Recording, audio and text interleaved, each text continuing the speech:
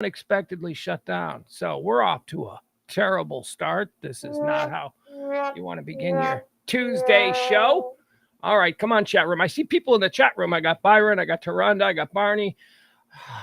Am I doing the chat room right? Okay, the chat room is right. The chat room was right yesterday, folks.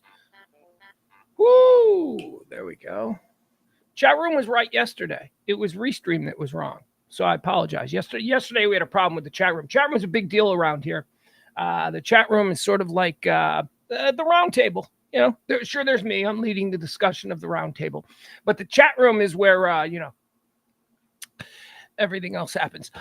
So if you're one of those people, and by the way, I love it when I discover a listener who isn't a chat room person. I think that's great. And look, I would love to offer this invite now to people who are listening, who sometimes hear me make reference during shows to the folks in the chat room. And you think, wow, I listen every day. I'd like to be a part of it. Come on, man. Come on. We've got a very welcoming group. If you're out there and you're one of these people who tips, it's like, I know you're listening. You're one of these people who tips. And you don't hang out in the chat room, and there's a number of you out there. I would love it if look, if you don't want to, you don't want to. That's fine. But if it was ever anything like, man, I don't know. Look, forget that. We are a welcoming bunch around these parts. So come on into the chat room, as we like to say. Pull up your futon, join hands, create your soul circle of life, and then let's just try and get through the next couple of hours with some laughs, some hard questions. And I don't know, a fat middle-aged man begging for tips. That's right. That's the other part of the show that happens every day. April's here. Good to see April. Good to see Leslie. Good to see Barney. Oh, we got a lot to get into today. What do we do on this show? Well, you guys know, again, talking to the chat room, but there are other people out there.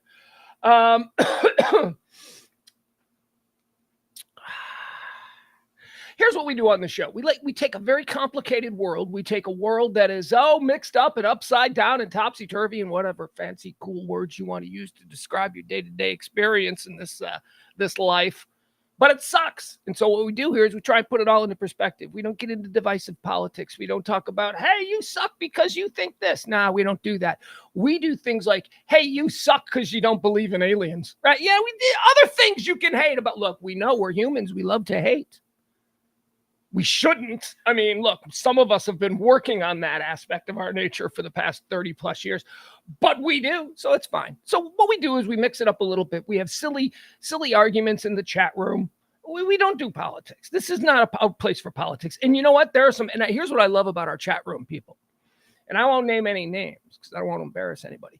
But I know that there are people in our chat rooms who are incredibly political, very political minded. But they come in here for 2 hours a day and we make fun of, I don't know, the 1876 Thomas Edison. You know what I'm saying? I mean, what I mean is we get together here, we put all that nonsense away, and we try and create this happy little middle area. And we talk about all the things that are happening, the headlines, the hot topics, the current events, buzzworthy things. If it's something people are talking about out on these here streets, I'm going to try and give you just a little bit of what I call cocktail party knowledge of the situation. Now, I'm not going to tell you everything. I don't know everything. Here's what I'm doing here.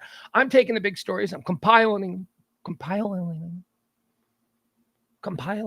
am compiling the day's top stories, and then I'm giving you the headlines. And then I'm saying, here's why it's a headline. And then I say, here's what I think. And then we move on. And then you in the chat room discuss. And that's pretty much it. I try to get you all caught up on everything you need to know about the day. We do this show every Monday through Friday at high noon, 12 o'clock-ish. Got to throw the ish in there. But okay, so there you go. We're all caught up. Also, here's the other thing. As I take a sip of my coffee.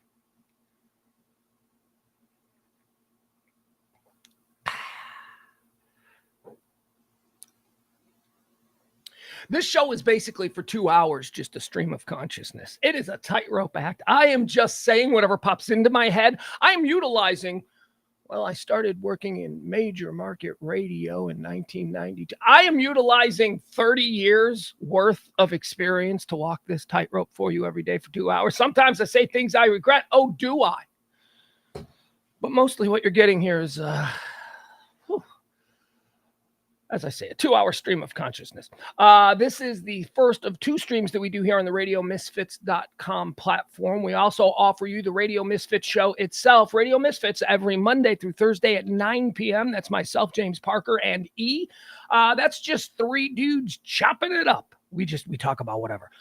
I typically have topics that I throw out to the group, and James typically brings things, and then E just sits there and tries endlessly and unnecessarily, I might add, to drive the show into the ditch. That's basically the Radio Misfits show every Monday through Thursday at 9 p.m. However, that is a programming note that needs to be addressed. We didn't do a show last night. There was no Radio Misfits show for Monday night last night. We apologize. There are not going to be Radio Misfits shows on Mondays for the foreseeable future.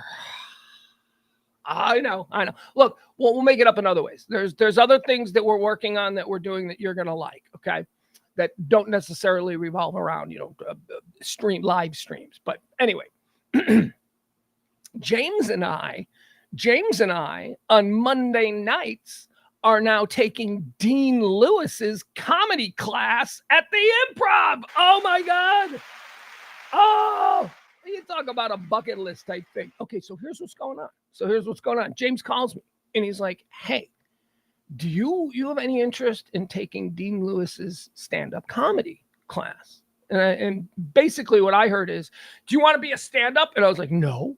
If I wanted to be a stand-up, I would have done it 30 years ago. When I first did it, was absolutely horrified by it and never did it again. That's not true. We did a charity thing, I think, like 15 years ago, where Kelly and I both had to get. No, I don't think this involved Kelly. I think this was me. This was a Dick Hunter thing. Yeah.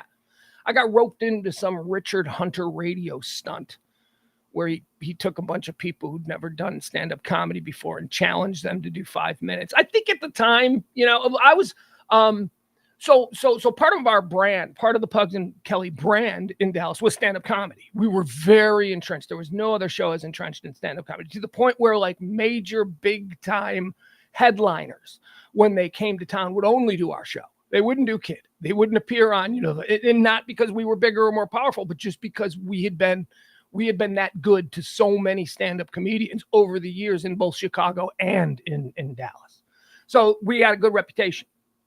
So I think this whole thing with Richard Hunter came about because I was making fun of some open mic night and I got challenged. So I got him. So I did it then. Terrible. I'm a terrible stand-up comic. But James is like, no. This is just the thing to do. This could be good for us. This could help us out. And I'm like, okay. So I've never taken a stand-up comedy class before, but I've taken lots of other kinds of classes. Like when I was a very young producer, intern, performer at the Loop, we had to take Saturday classes at Second City. I took I took an improv class with Del Close and Shauna Hartman. If I'm being honest about Del Close, he was barely there. He just popped in because that was the promise that he would be there. But I have experience in going through an improv course and going through a writing course. But stand-up comedy, I've never done before. It's not something that I want to do. It's not something that I'm going to do. But I'm going to do this course, and James and I have sort of like challenged each other. So here's what we want to do. Apparently, at the end of this course, at the end of this 6 weeks, there's like a showcase. And all of the kids who were in the kids, and it's kids. I'm like the old man. There's like, actually, that's not true. There's a pretty good wide age group of people. But I am the oldest. Dean is the oldest. Then there's me. And then there's Amanda. I think Amanda's a couple of years younger than me. Anyway, it's a wide variety of age group people in this class on Monday nights at the Improv. The Dean Lewis Comedy Experience. And so that's what we're doing on Monday nights. And at the end of it, we're going to do a showcase. Like we get to do a showcase. Like James and I are going to get up and battle head-to-head in a stand-up contest. So that'll be fun. So I know we're not going to do shows for Mondays on 6 weeks as James and I train for this comedy face-off. But the good thing is that you're going to have an opportunity to come see us. Like when it's all over, you can like actually see the end result. So I'm sure we'll be talking about it on the Radio Misfits. Again, Radio Misfits airs for the foreseeable future, Tuesday through Thursday at 9 p.m. with myself, James Parker, and E. He's not doing it, but I bet we could get Schwartz to do it. Here's the thing. All right. So here's the loop in that I want to get with Dr. Schwartz. Dr. Schwartz and I like to go to open mics just for fun. Go to an open mic, you see a whole bunch of people working out their stuff. Some of them are trained comedians, just looking for stage time, and some of them are literally newcomers, and it's a lot of fun. The open mic experience can be a blast. If you go as a cool audience member, you know what I mean? You don't boo at an open mic ever. That's not cool. These are people that are trying, whatever. Go have fun with it. Experience their, awkwardness and celebrate their victories. I mean, it's fun. Just go and be a good, but that's the rule with open mics. You better be a good fucking audience member. Because if you're an asshole, get the fuck out. Seriously, this is not for people who want to be like, this sucks. No, it's not what we want from you. Not that I'm a performer, but I am a fairly good leader of an audience at an open mic. Like, I'm not afraid to applaud for somebody, and other people, it becomes contagious. So James and I are going to do that, and it's all part of this Monday night thing we're doing with Dean Lewis. So be looking forward to that. And also, we have some big news concerning the Live 105.3 podcast that James and I are now putting the finishing touches on and trying to figure that out. So there. Okay, we've got everything established, right? A tip the show, if you can do that, we appreciate that. The show runs on your tips. Thank you so much for everything you can drop. Treat me like I'm your bartender. Treat me like I'm, the rest. I hate to beg. Oh, God, but this is what we do. And by the way, hey, it's okay. I got plans for the future. I'm apparently going to be a stand-up now. So, I'm not going to die alone. No, I know that's the thing. I have no aspirations to do stand-up. However, I do have aspirations to do other things with the improv. And so this is a good way for me to sort of reconnect with some old friends over at the Dallas Improv, the Addison Improv, that I haven't connected with in a very long time. Let's see here. I mean, hell, that could be a job I would do, like on Friday and Saturday nights. I would host, right? Maybe I could be a good host. I don't want to do stand-up, but maybe I can host. Some of my comedy friends come into town. Maybe I could be the MC. But we don't know. We don't know. But this is why there are no Radio Misfit shows on Monday nights. All right, welcome to the show. It is the High Noon Report for this day, the 8th day of August, year of our Lord, 2023, 8/8/20. It is the 220th day of the year. There are 145 left. So get them New Year's Eve plans started. Okay, so we can't just jump right into all the headlines and stuff. So what I like to do is I like to go back in history. I like to start the show off with a little segment that we call around these parts. Dog. Oh, I swear to God, you bum dog. You bum dog. I'm having issues with the dog. Okay, look, I love her. Her origin story. I call her Bum Dog because apparently she was like one of them bum puppies in a box on a street corner. Somebody who lived in an apartment grabbed her out of the bum puppy box and took her to the apartment or whatever, and then she couldn't handle her because the dog is insane. The dog needs to live on a farm. I mean, the dog needs to live here. This is like perfect for the dog, but this isn't normal. This is not a normal. It's perfect for this dog. Trees, stairs to climb, people to bark at. She's perfect. So she takes this Bum Dog. Yeah, I'm talking about your origin story. Here, maybe we get a little picture on Bum Dog as I tell her story. How do we do this? There we go. There's Bum Dog in her bed. All right, Bum Dog.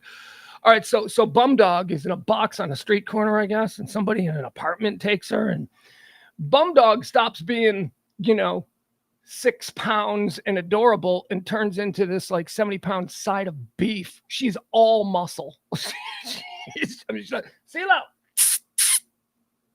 CeeLo. Yeah, you're just gonna suck up the air. Takes her home to an apartment. Can't have, this thing in an apartment, not at this size, because she's not. Yeah, she looks innocent. Yeah, that's the thing about dogs. They all look innocent. So the lady in the apartment can't take her. So the people of this house, the fine family, they rescue her, and she's been living here on this property now. And she was an asshole this morning. That's all I'm gonna say. She was should I tell him the story? Okay. So all right, long story short, she's digging holes again. She has a long time ago, she gave up trying to dig holes under the fence because I've been one step ahead of her every way with cinder blocks and bags of cement and peat moss. She just can't get through it. Somebody decided to revisit that plan after about a year of not doing it, and she was halfway gone. She was halfway under the fence. I don't know where you think you're going. It's 105 degrees out there, you little wuss. You can't handle 105 degrees. That's why look at you. It's 101 right now. This is you. This is you. You want to go run the streets, drinking puddle water, not looking both ways? She doesn't look both ways.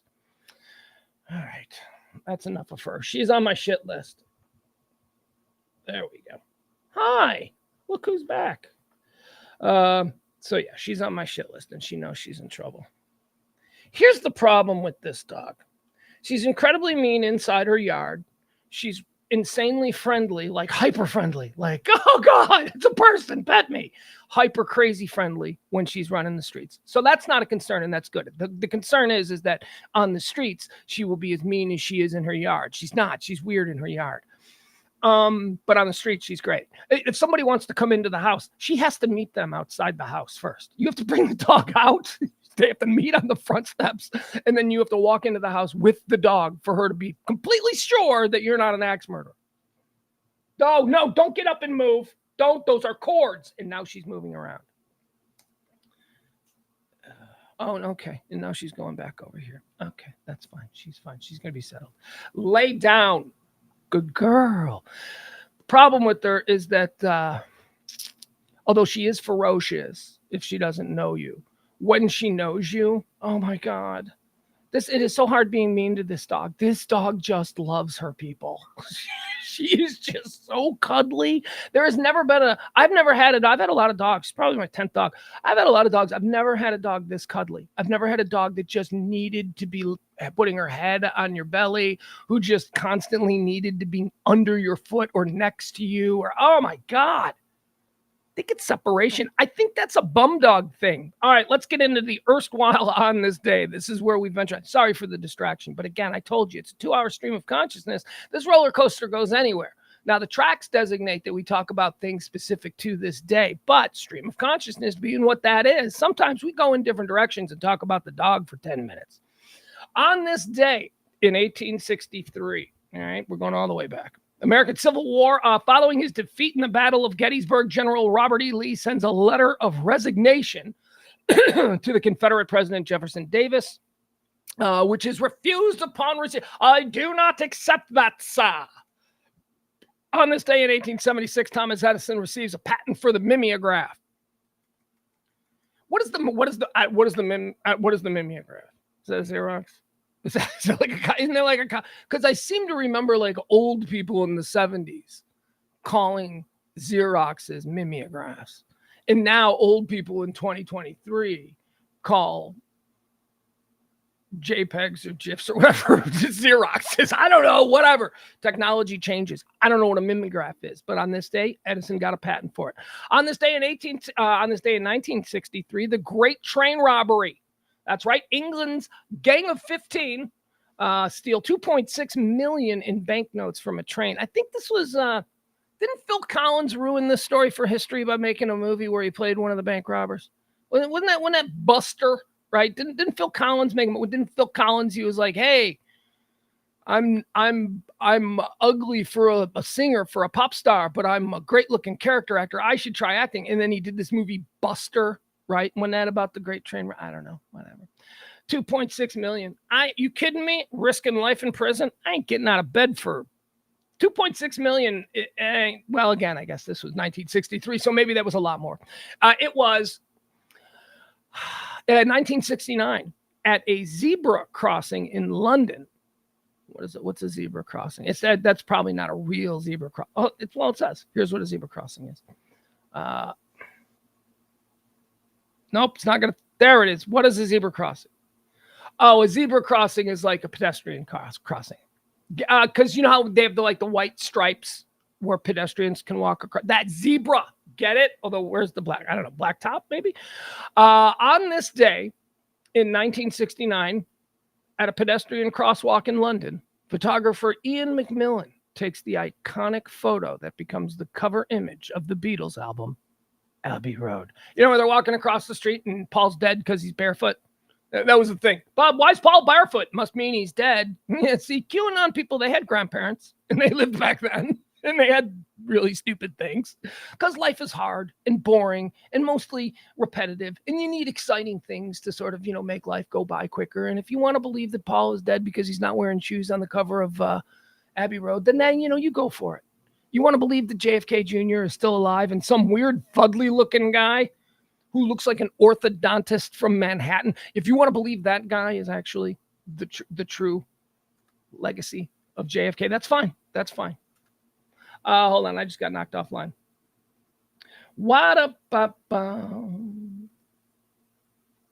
There we go. And now we're back on. Technology. It is what it is. On this day in 1974, President Nixon, in a nationwide television address, announces his resignation from the office of the President of the United States, effective noon the next day. When was this? 74. I don't remember this.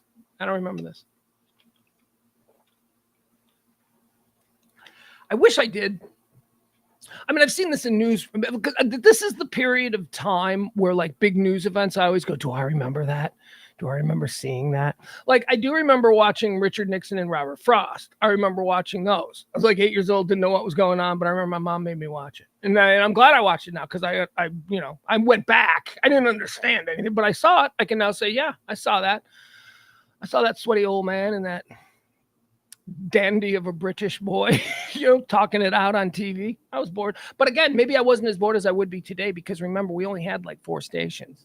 And it wasn't like I was missing anything. It wasn't on during cartoon time. Cartoon time came. We didn't have 24-hour cartoon. Oh, Jesus, here I go. Here I go with my old man rants again. On this day in Nixon resigned on this day in 74. On this day in 1988, the first night baseball game in the history of Chicago, Wrigley Field. I needed to finish that sentence. A first night game at Wrigley. 88. I remember that. I remember watching it. I was with my buddy, and we were in my buddy's garage, and we were drinking beer. We were 19, and we were in the garage because that's where we could drink beer because his dad was downstairs. And I remember we're watching it on the TV. I don't remember what we were doing. I mean, we weren't watching the Cubs game for the Cubs because we were White Sox fans, but it was a thing that was happening. And I think it was the end of summer.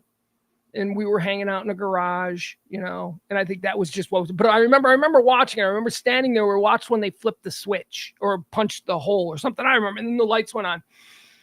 And I mean, it is pretty amazing that team never played a night game at home until 1988. But anyway, it was on this day. It was on this day that Wrigley Field finally got lights. And I will say this. I will say this. Y'all know. I hate my Cubs. I despise my Cubs. I call them my because we're all from the same city, and when push comes to shove, we'll go to war. But you know what I'm saying? I hate my Cubs. But I don't hate Wrigley Field. I think Wrigley Field is insanely, like, if I was a tourist, like, I've been to Yankee Stadium, I've been to Fenway, I've been to Yankee Stadium, the old Yankee Stadium, the one that they just tore down a couple years ago.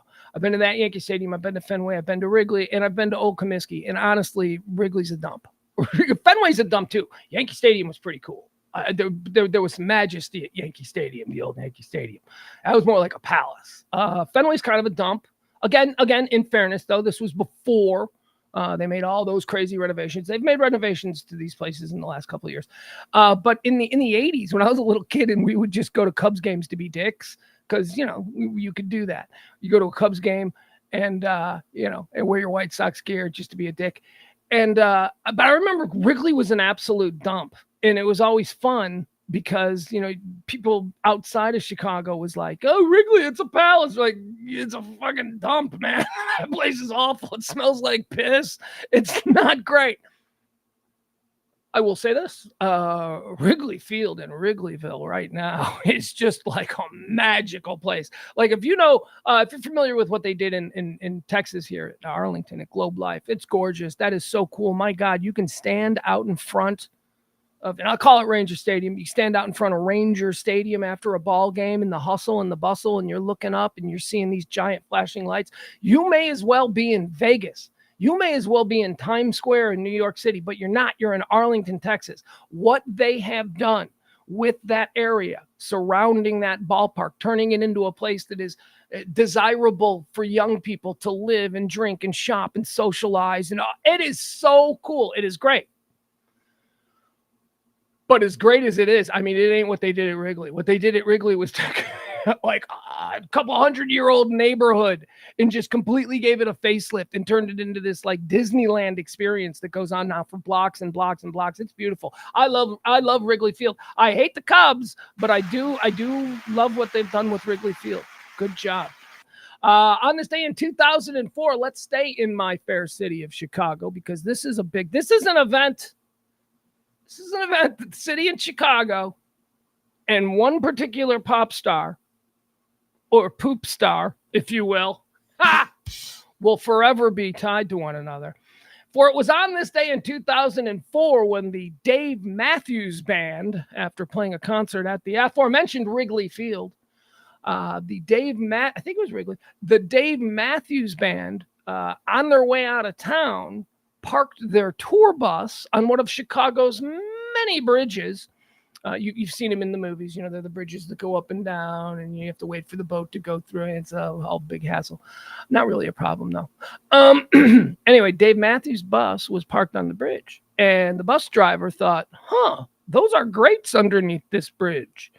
This would be a really great place and a really great way for me to save some gas money by lightening the drag on this boat. This would be a really great place for me to release all the shit that's in this bus. So they did. And by the way, that's illegal. You can't do that. But the bus driver, wanted to anyway. So he's on this bridge and he lets the tanks fly. And so this bus is pooping into the river below. Now, what the bus driver didn't know was that there was a tour bus or a tour boat filled with people underneath the Dave Matthews Band bus at the time that they decided to drain their shitter, and a whole bunch of people here. I love this. This is just like the greatest story ever.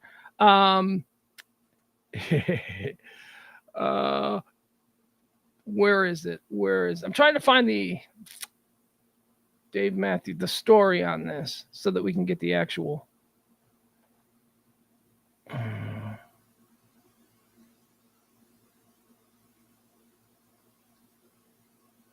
Here it is. In August of 2004, the Dave Matthews Band was at the center of a controversy. Oh, wait, does it actually have its own page? It sure does. Look at this. The Dave Matthews Band Chicago River incident. On August 8th, 2004, a tour bus belonging to the Dave Matthews Band dumped an estimated 800 pounds of human waste from the bus's Blackwater tank through the Kinsey Street Bridge in Chicago onto passengers sightseeing on a boat below. It was Chicago's Little Lady sightseeing boat that was in the Chicago River. As part of a legal settlement, the band agreed to pay $200,000 to environmental protection and other projects. The band also donated $100,000 to two groups to protect the river and the surrounding area. The band's bus driver, Stefan Wohl, pled guilty to dumping the waste in April of 2005. Let's see here. Any background? Okay, so here's the background. Maybe it wasn't Wrigley Field. The Dave Matthews Band had booked rooms at the Peninsula Hotel. Oh, how fancy. For a 2-night show at Alpine Valley Music Theater in East Troy, Wisconsin. Okay, so they were playing. Okay, so like what all the rock bands do. They have a hotel room in Chicago, and then they play Alpine Valley, which is just across the border in Wisconsin in the woods. Okay, so 2-night show at Alpine Valley Music Theater in East Troy, Wisconsin. The incident occurred between the first and second night of the concert. The band booked 5 buses for its show. Stefan Wohl drove the bus of the band's violinist, Boyd Tinsley. Oh, it was Boyd Tinsley poop. Woo! I don't know. Depends on what you're into. But Boyd Tinsley is like a big dude, a big sweaty. Is he violent? But you know what? He reminds me of Clarence Clemens from he's got that same mojo, that same energy. Like he is kind of to Dave Matthews what Clarence Clemens was to Bruce. So I'm saying this. I don't want Clarence Clemens poop all over me. I don't think I want Boyd Tinsley poop on me either. Most Chicago bridges feature riveted grating, which is used for its strength and its anti-slip properties. Riveted grating allows rain, snow, and other liquids to pass through, removing the need for complicated drainage systems. To salt the bridge deck during snow and assuming that it does not ice over on wintry weather. Okay. On Sunday, August 8th, 2004, we are breaking down the Dave Matthews poop incident that occurred on this day in 2004. On Sunday, August the 8th, 2004, at approximately 1:18 p.m., Wool, the bus driver, was alone in Boyd Tinsley's tour bus and driving to a downtown hotel when he emptied the bus's blackwater tank as it crossed the metal grates of the Kinzie Street Bridge. Passenger boat Chicago's Little Lady was hosting the 1 p.m. Chicago Architectural Foundation tour. Oh! I mean, it's the best. It's the best group of people. This is Caddyshack. This is an 80s movie. It is the best. This, like, okay, worst group of people it could have been a bunch of orphans, you know, from a bunch of like abused children from the state welfare system who were being taken out for a day on the lake, right? That's bad. A bunch of rich architecture enthusiasts, getting pooped on by Boyd Tinsley? Come on now. Chef's kiss. Passenger boat Chicago's Little Lady was hosting the 1 p.m. Chicago Architecture Foundation tour of the Chicago River while passing on a bunch of people. Oh, it's a beautiful building. I believe I've seen that replicated in some Europeans. What is this? What? Oh, the whole ride. Passenger boat Chicago's Little Lady was hosting the 1 p.m. Chicago Architecture Foundation tour of the Chicago River while passing under the bridge.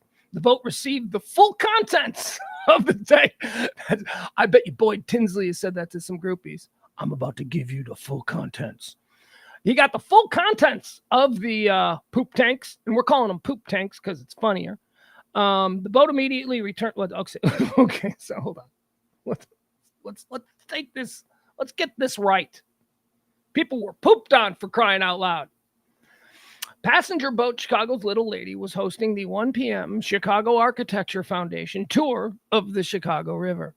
While passing under the bridge, the boat received the full contents of the tank on the seats of its open roof terrace. Roughly 2/3 of the 120 passengers aboard the boat were soaked in its contents. Because everybody, you know who's down below? You know, like, okay, so like it's one of them boats where you can sit down below and you can be covered, but then you're covered by a deck. There's a deck, and everybody goes up on the deck because it's on the deck where you can see everything, right? You know who's sitting below? Me. I'm sitting below because maybe I'm on one of those. I'm sun sensitive. I don't want to look at buildings. I'm here for the boat ride. I don't have to be in the sun. I'm the guy that didn't get pooped on. I mean, I wasn't there, but if I was there, I'm the guy that doesn't get pooped on.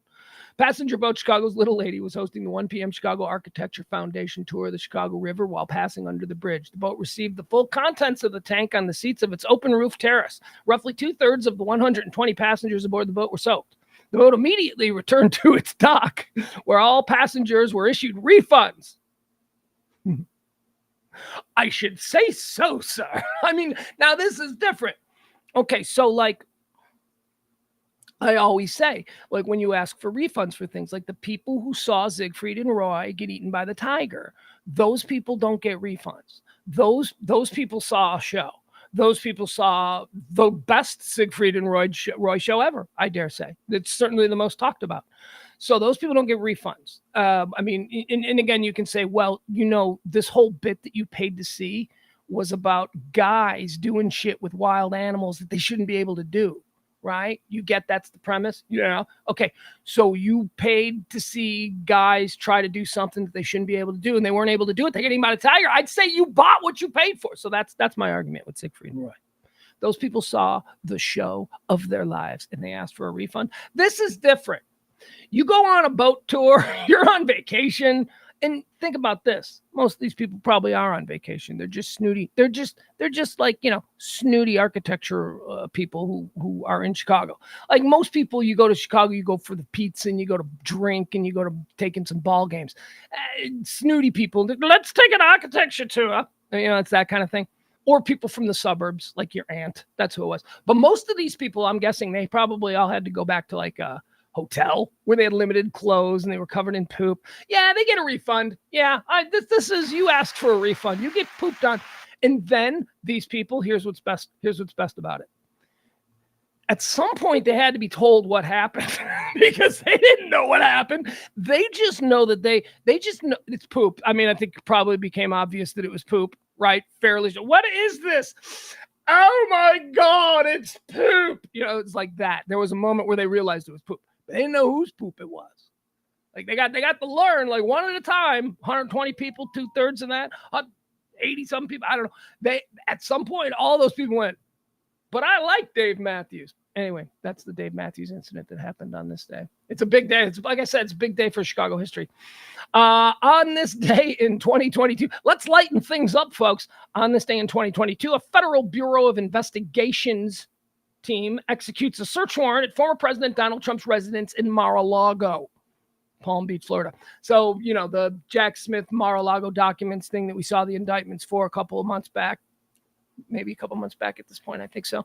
That's where this one whole started. So it started on this day 1 year ago. All right, let's talk about some people who were born on this day. Buana. Let's do some birthdays. Buana. Some of these people are dead. Born on this day in 1919. Hold on. My page isn't working. This happens from time to time here in the High Noon Report. The page doesn't work. And now it's working. Gonna sneeze. Gonna sneeze. Not gonna sneeze. Don't think I'm gonna sneeze. Sneeze warning has been called off. Stand down. Let's do some birthdays. Born on this day in 1919, Italian actor and producer Dino De Laurentiis. Dino De Laurentiis, I don't know who he is. He did a bunch of movies when I was little. In the 70s, like you'd see his name on stuff. I think, did he have something to do with Superman or something? I don't know, maybe. Or maybe that was Nachem Golem. I don't know. There were exotic names. It's where I saw movies in the 70s is where I saw exotic names. And Dino De Laurentiis was one of my favorite. I always loved the name De Laurentiis. It just sounds so funny. I don't know if you guys watched the funniest show available, which is What We Do in the Shadows, closely followed by It's Always Sunny.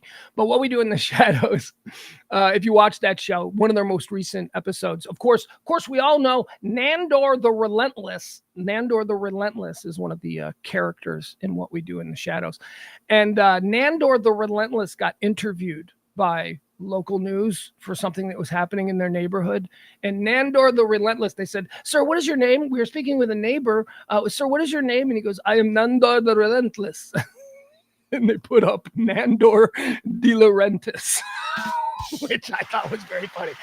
Born on this day in 1919, super producer Dino De Laurentiis. Born on this day in 1930, the Shark, Jerry Tarkanian, American basketball player, American basketball coach. Tark the Shark, made famous by those UNLV running Larry Johnson, Stacey Augmon. Tark the Shark, man. Tark the Shark coached some basketball back in them days. Those were wild. That was when UNLV, man, they didn't have any sports teams in Vegas, but UNLV was about as close to being this phenomena of a local sports team back in the Tark days. Jerry Tarkanian almost became the first coach of the Lakers. I don't know if you watched that winning season, winning time, whatever that is. It's season 2 has just started. I'm not watching it yet. But when Tark was running it up out there at UNLV, Jerry Buss, the owner of the Lakers, the new owner of the Lakers, who had just taken over the team, his first hire, he wanted it to be Jerry Tarkanian, Tark the Shark. Turned out, of course, to be a couple of people. I think Paul Westhead eventually took it over. There's a bunch of people. There was one dude, then he had a bike accident, then it was Paul Westphal, and then Pat Riley, of course. Anyway, Jerry Tarkanian, born on this day in 1930. He died in 2015. He was famous for chewing the towel. Remember, he was the sweaty, bald-headed guy in the fancy suit, sharkskin suit. Tark the Shark, here he comes. That's what he wore. He wore sharkskin suits. And nobody was still wearing sharkskin suits in the 1980s. And that was sort of a 60s, 70s thing. But he was still wearing them, and he was bald, and he would chew that towel. Tark the Shark. He was always fun to watch. Fun teams, too. Like I said, man, Stacey Augmon, those Augmon, Larry Johnson. Who else was on those teams? Those were some exciting teams. And not just those teams, like going years back. UNLV used to be a thing. They used to be a real big thing. Okay. Born on this day in 1932, Mel Tillis. But right, he was a stutterer, Mel Tillis. He had a whole bunch of hits, though. He was a big-time country music star. Mel Tillis, born on this day in 1932. Mel Tillis did, okay, so like Burt Reynolds, because, you know, he was kind of, here's the deal. So Burt Reynolds, when he was cast in Smokey and the Bandit, they thought that even though he was a good old Florida boy, they thought that he was maybe a little bit too Hollywood soft and, you know, all that stuff to be believable as the Bandit and Smokey and the Bandit. So they went and got a Jerry Reed. Jerry Reed was the folksy. If Jerry Reed loves this Burt guy, then the audience should too. That was just something that they did. They also did it with Clint Eastwood. And wasn't it Mel Tillis? Didn't Mel Tillis wasn't Mel Tillis kind of like the Jerry Reed role to Clint Eastwood? That I might be wrong on this, but I do. Anyway, Mel Tillis, born on this day, I'm out. That's it. That's a stream of consciousness that ran into a brick wall on Mel Tillis. Well, we're climbing the wall. Pam Tillis. I just remembered something else. 90s country star Pam Tillis is, of course, the daughter of Mel Tillis, who was born on this day in 1932. Now I feel good about that one. We can move on. And we're going to have to spend a little bit of time on this one because happy birthday, born on this day in 1937. Ladies and gentlemen, we do drafts on this show. They're NFL style. We take an individual, we look at their body of work, and then we draft them. We draft their films, their TV shows, whatever it is. We draft them in order as if they were a college prospect coming into the NFL. First pick is always the number one. Second pick, we do 5 rounds, right? So I give you the top 5 pieces of their work, the top 5 draft picks. And then we invite some people to camp. And that's how we do it every single day. Except today we find ourselves with somebody who has a birthday, who when I tried to do that, I dropped to my knees. I began to cry, curled up in the fetal position for an hour and 45 minutes this morning. Why, you ask, Pugs? Why so emotional? Well, because it's Dustin Hoffman's birthday. Holy shit, man. I mean, I was like, I clicked on his filmography and I'm like, well, there we go. We've got top 5 drafts and we weren't even at 1975 yet. I'm like, Jesus. Oh, there we go. There's another top 5. Oh, and it's only Tootsie. He just did Tootsie. Oh, here we go. It's another 5 that are quality and could easily be top draft picks. And it's 1993, and he's just won an Oscar for Rain Man. I mean, Jesus, Mary and Joseph. I mean, there are a couple out there, right? There's Nicholson, there's Hoffman, there's Pacino, there's De Niro, right? There's a couple of these guys that are going to be difficult. But I've covered all those other guys, and I don't remember, and I must have covered him before, too, because this would be our 3rd year of doing this. So anyway, of course, we're doing a Dustin Hoffman draft. But we're going to do it a little bit different than we usually do. Here's what I'm going to tell you. Here's how we're going to start. I'm just going to, because I had to whittle down his filmography. And I left some shit that is really good stuff. So what I'm going to give you is, these are everybody that will at the very least be invited to camp. Even if these aren't drafted in the top 5. This is what I'm dealing with. Are you ready? Listen to these films. The Graduate, Midnight Cowboy, Straw Dogs, Papillon, Lenny, Marathon Man, Kramer versus Kramer, Tootsie, Ishtar, Rain Man, Dick Tracy, Billy Bathgate, Hook, Outbreak, Sleepers, Wag the Dog, Meet the Fockers. That was after I pared down his list from about 40 films. I was like, no, it's got to stop. And then, I'm cutting movies. I'm like, you can't even come to camp. I'm sorry. You can't even come to camp. It was difficult. So here we go. So let me give you the draft that I've come up with here. With the first overall pick in the Dustin Hoffman draft. And this was so hard, man. Do I go young Dustin Hoffman? Do I go prime Dustin Hoffman? Do I do old reinvented comedy out Dustin Hoffman? I don't know. But I ended up coming down with, because it was kind of undeniable. I remember seeing this movie. I mean, Not, years later, we have maybe different impressions of it, but I remember seeing this movie and walking out of the theater and going, what the fuck? Rain Man. Rain Man goes off the board number 1 in the Dustin Hoffman draft. He was amazing in Rain Man. I mean, he was, I know, I mean, look, I don't know, I'm not an actor, right? I've taken some acting classes, and that's how I know I'm not an actor. And I understand that, a lot of people are like, oh, you just played a retard. Well, that's extremely difficult. You would be terrible at it. Anybody who said, he was so good. He was so good. Number 1 off the board in the Dustin Hoffman draft, Rain Man. Number 2 is another one. And this again, because Dustin Hoffman was is and has been so omnipresent in my life as far as my cultural the way I take in films and TV and just American, ism. I had to, at some point with this draft, just go with movies that maybe not are as meritorious as far as dramatics and all that kind of stuff, and just go with what movies I've loved from Dustin Hoffman. Number 2 off the board, Tootsie.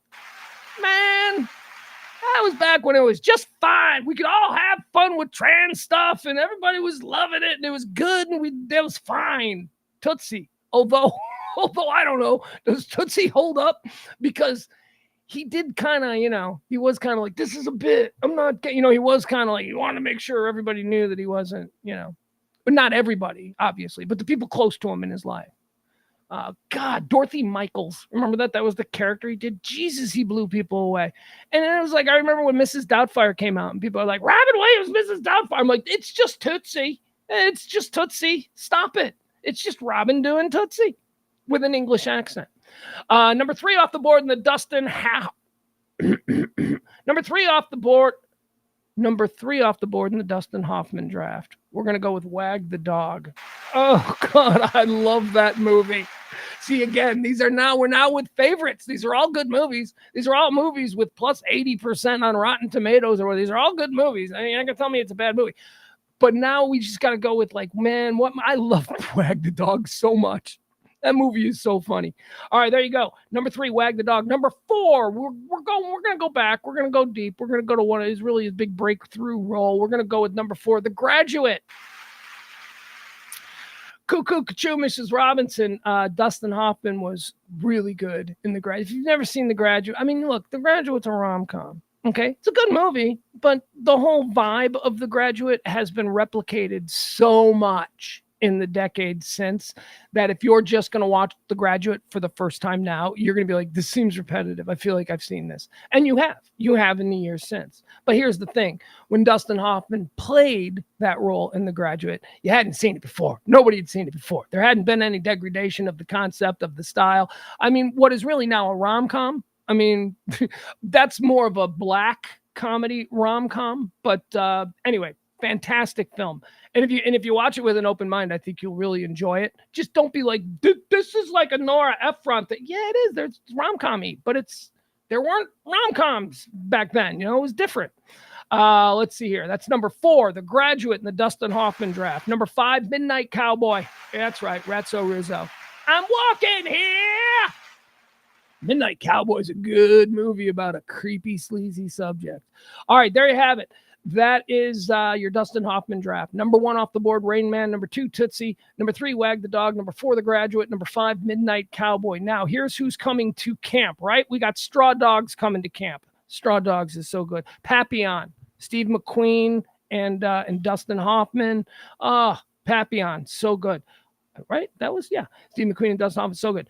Marathon Man. I left Marathon Man off. How do you not draft Marathon Man? I don't know. Marathon Man is so good. Kramer versus Kramer. Jesus. Okay. Give him some more trophies for that one. Ishtar. All right. We're going to stop down for a minute here on Ishtar. Ishtar was an Elaine Nichols written of Nichols and May. Elaine Nichols, considered the Tina Fey of her time. I mean, that's really a pretty accurate description of who Elaine Nichols was in the 1960s and 70s. Elaine May. Why am I calling her Elaine Nichols? That is so awful. Because of Nichols and May, that's why. She was Elaine May Nichols, but now she's known as Elaine May. Ugh. Anyway, she made a comedy film in the style of an old Bob Hope And who did Bob Hope do those movies with? Bob Hope and We're Off to, the Road 2 movies. They made one of those kind of Road 2 movies that used to star Bob Hope, and they put Dustin Hoffman and Warren Beatty in it. And it just got hammered at the box office.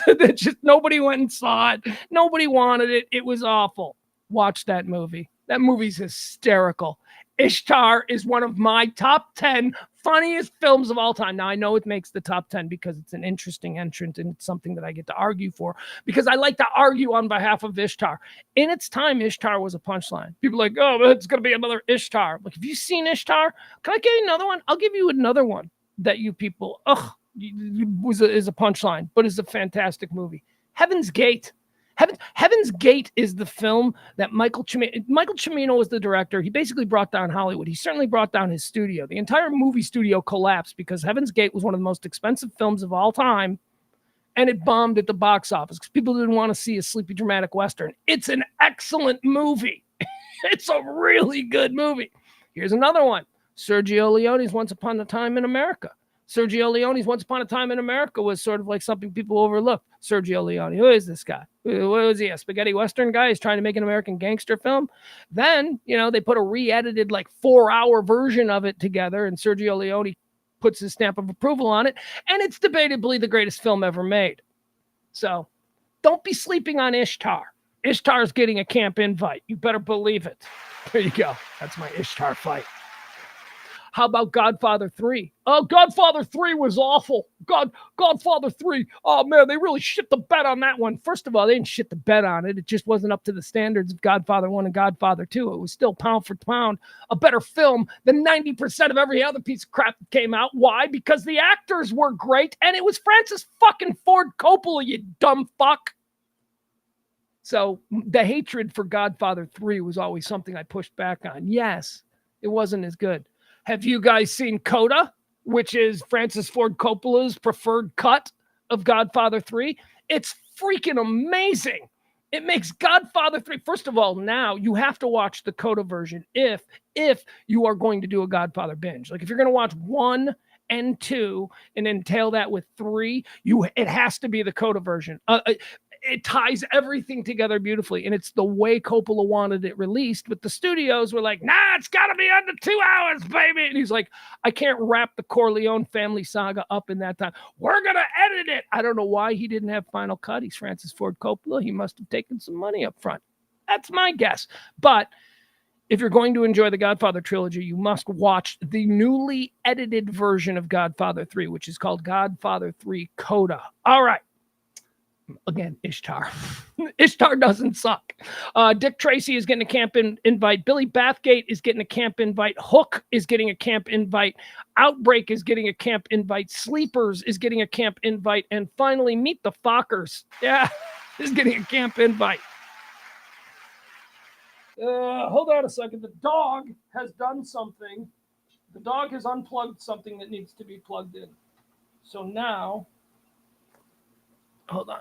I gotta try and fix something. I just used my monkey skills. And what are monkey skills?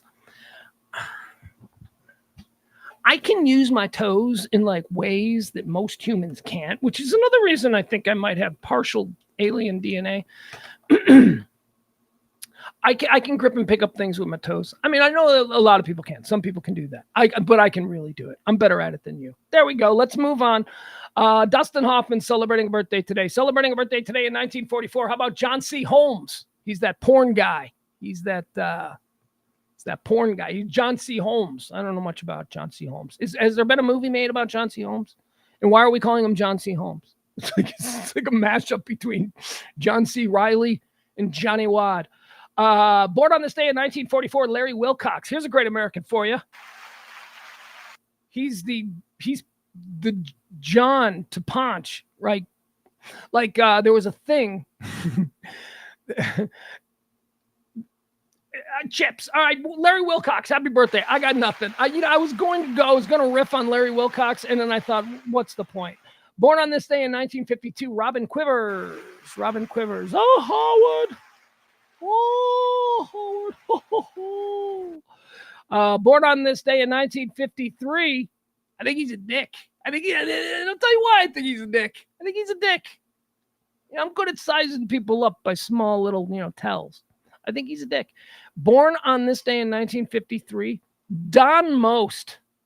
Don Most. Hi, Don Most. I sell Don Most. Don Most. Of course, we all know him as Donnie Most, but and that's how he would be listed here as Donnie Most if he at some point didn't I want to be called Don now. I am Don Most. Ralph Mel. It's Ralph Mel from Happy Days. You're Donnie. Just be Donnie Most. Stay young forever. Be the baby Billy of Happy Days. Just stay Donnie Most. There's no reason. Born on this day in 1958. Here's a real one. Born on this day in 1950. Who's in the chat room? Anybody in the chat room? Any of my Chicago people? I see Kev. All right, KB's in the chat room. That's good. So I'm gonna throw down with a birthday today, and I know KB's gonna know what I'm talking about. Happy birthday to a real one. Born on this day in 1958, Deborah Norville. Woo, you guys! Can I tell you about a 12 or 13-year-old me sitting at home? TV news comes on, they throw it to some reporter in the street, and it's just this 22-year-old smoke show named Deborah Norville. Oh my God. News Center 5, Deborah Norville. Deborah Norville, who we all know her from Inside Edition. And we also know her from the Today Show. Remember, they screwed Deborah. Oh my God, the city of Chicago was so mad at the Today Show. They screwed Deborah. First of all, they took her from us. Deborah Norville started out as a reporter in Chicago, and then she quickly became an anchor. And let me tell you something. In 1985, Deborah Norville, oh man, you ain't never seen nothing like that on TV before. But and very competent, very good. She was good. Like she could handle. She wasn't like she wasn't like that. No, she was like competent newswoman. But also she was like, good Lord, is she gorgeous? Happy birthday, Deborah Norville. They did her wrong at the Today Show. Don't you remember? They stole her from Chicago and then put her on the Today Show in between. Was it Bryant and Katie? And the stories got out that the Today Show is trying to replace old, ugly Katie Couric with young, hot Deborah Norville. And then everybody in America hated Deborah Norville because she just took a bump up. Who wouldn't take that bump up to the Today Show? I mean, she's just a kid. She was just a kid when you think back on that time. She was only like 30 years old. Whirlwind. Happy birthday, Deborah Norville. 25 years. 25 years she's been hosting Inside Edition. So good for her. She got out of it. She's having fun with silly stories. That's exactly what I want. God bless Deborah Norville. You still got your looks. You're still beautiful. You're still TV ready. Good for you. Born on this day in 1958. She's like almost. Okay, I see it. I was going to say she's like almost. Deborah Norville got done wrong. Debbie. Born on this day in 1958. Born on this day in 1961, The Edge. Irish musician, singer, and songwriter. The Edge, of course, from U2. Born on this day in 1961, Ricky Rocket. American glam rock drummer. No idea. Well, I pin a tail on the metal band. I have no idea. Who's Ricky Rocket the drummer for? Is it Warrant? Is it Wasp? Is it Poison? Is it YNT? I have no freaking clue. All of these. I don't know what I almost referred to the Sunset Strip glam metal people of the era in a way that would not. This is the danger of doing stream of consciousness for two hours. In a way that would not have looked well, wouldn't have sounded well. In the moment, you'd have gotten it. It was a joke. I would have put the proper comedic spin on it. But you don't want to have it out there. But when I used to look at these glam guys, these like, I'm Ricky Rocket. I'm like, what? I don't want to hit you because I don't want to get mascara on my fist, you freaking poof. I never bought it. I liked when they tried to be tough. Like remember the poses? They're like wearing, their hair is all teased out. They're in high heels and stockings. And they're like, we're tough. It's like, no, you're not. You can't move. How are you going to stop a takedown in high heels? There's nothing about you that is like, now if you're a poser who's pretending I'm a tough guy, yeah, then I get it. And that's what you are, not a real tough guy. Come around these parts, boy, you come down here in Texas, you get that mascara, you get that lipstick slap right off your face. Let's see here. Ricky Rock. I don't know. What band? What band? Anybody in the chat room? Poison. Thank you. Okay, Byron. Byron's probably worked a Poison show recently. Ross gives me Poison. Thank you. I appreciate it. That is not to say that those bands all sucked. I loved all those bands. I was drunk at backyard parties, partying Poison and all that stuff. I'm just talking about that whole scene. And, did you guys have any friends who got sucked into that scene? I'm looking at Ross Rubio, and Ross is like, yeah, I used to have like permed up hair. Byron probably rocked, some teasing, probably had it all up there and going around about 1988. No, we never had any friends, like all of my friends were pretty much standard suburban, like a John Hughes movie. They were all, you know what I mean? That's a John Hughes movie. Those were, that's pretty much my, none of them like showed up one day in leather with chains and, crazy hair, that never happened. I don't think it would have gone over well in my high school. I think you'd have been, we didn't have punks either. We had one, and that's an indication that it doesn't go over well in your school. If there's only one kid walking around with a giant mohawk, yeah, that kid's going through hell, and other people witnessing what that kid is doing is not encouraging them to also cut their hair weird and be different. It's not taking off. My high school was very, very conservative in that way. There wasn't a whole lot of, yeah. Anyway, moving on. Ricky Rocket, drummer for Poison, as it turns out, celebrating a birthday today. Born in 1962, 1 year after Ricky Rocket. Kool Moe Dee, American musician, singer, and actor. Don't know anything about Kool Moe Dee. I know that Kool Moe Dee has been. Oh, what is this? Hold on, breaking news. Hold on. Police Department for further interviews, and as part of this investigation. Okay. As the mayor said a minute ago, this investigation is ongoing, and more charges are likely. We want to thank the public and the media for supplying much needed evidence. All right, there you go. Is what we're listening to here is the sheriff down there in Montgomery, Alabama. Yesterday, we ended the show by watching this insane boat dock brawl that just, woo! So they're holding a press conference today down there in Montgomery. CNN is covering it live. Alabama authorities give update on boat dock brawl. They have issued arrest warrants for a number of individuals seen in the video. We're going to talk about this because there's more on this story. It's trending today. So it is one of the trending topics, and we've got new video that we're going to watch. So but the update right now as it's happening, Alabama authorities give update on boat dock brawl. They've issued arrest warrants. No, there's so many of these videos going around now. There's new video. We watched a good 3-4 minute video yesterday of the thing, how it started from beginning to end, people jumping in the water. The first ass kicking of 6 dudes, 7 dudes, 8 dudes and their heavy set women on one dude. And then we saw a wave of people coming to the defense of that one dude. And then the 6 were outnumbered by 20. And then that 20 were outnumbered. It was crazy. It was insane. Well, there's a lot happening in that story, and we're going to get to it in just a few minutes. But first, more birthdays. Scott Stapp. He was born on this day in 1973. Scott Stapp. Creed? Yeah. Creed? Yeah, not Chad Kroeger is Nickelback. Scott Stapp is Creed. Born on this day in 1981, Roger Federer, Swiss tennis player. Greatest there ever was. That's what people say. I don't know tennis, but I've heard that said. Born on this day in 1989, Anthony Rizzo. Oh, man, I like Riz. He's a Cub. I like him more now that he's not a Cub.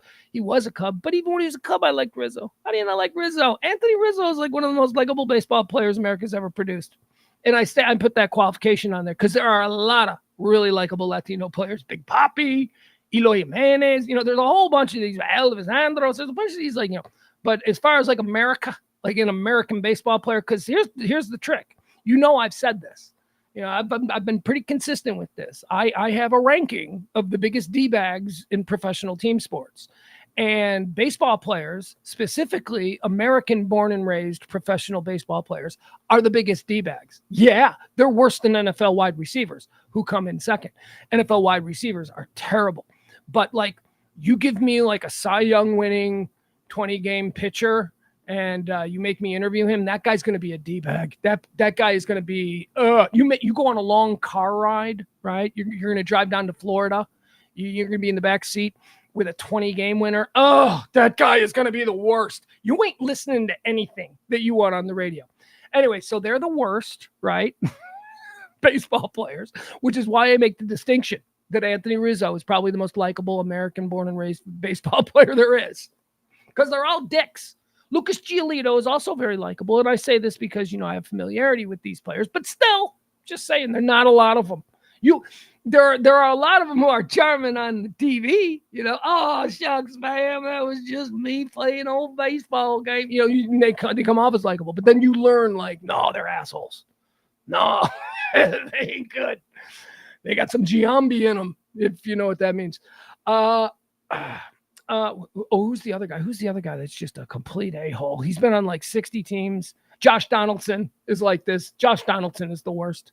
Josh Donaldson is probably the best example, but he's not a pitcher. I know but he is an American-born a-hole baseball player. Born on this day, Anthony Rizzo. Anthony Rizzo is a good dude. He doesn't fit that. I like Anthony Rizzo. And that takes a lot. He's got to be a good dude because he's a Cub. And I don't like Cubs. And yes, I know he's not a Cub anymore, but he's a Cub. Until he wins a World Series with another team, he's a Cub. What hat's he going to wear into the Hall of Fame? He's going to be a Cub hat because he went to the World Series.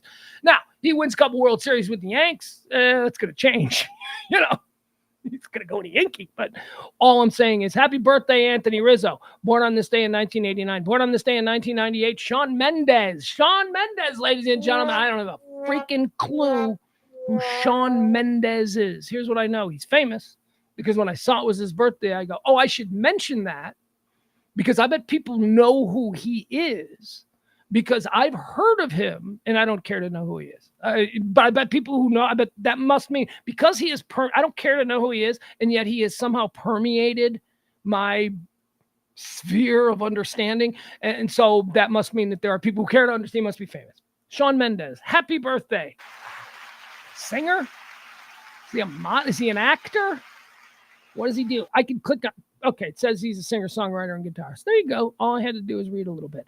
All right, now's the point in the show where we talk about people who have died. That's right. We like to go through a list of people who've passed away on this day. We call it, these are the people who've died.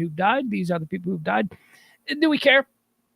Because there are a lot of assholes out there. We all know this. And people die every day because everybody dies. So that means that there must be a lot of dead assholes. So we go through a list of people who have passed away on this day throughout history. And we decide, do we care?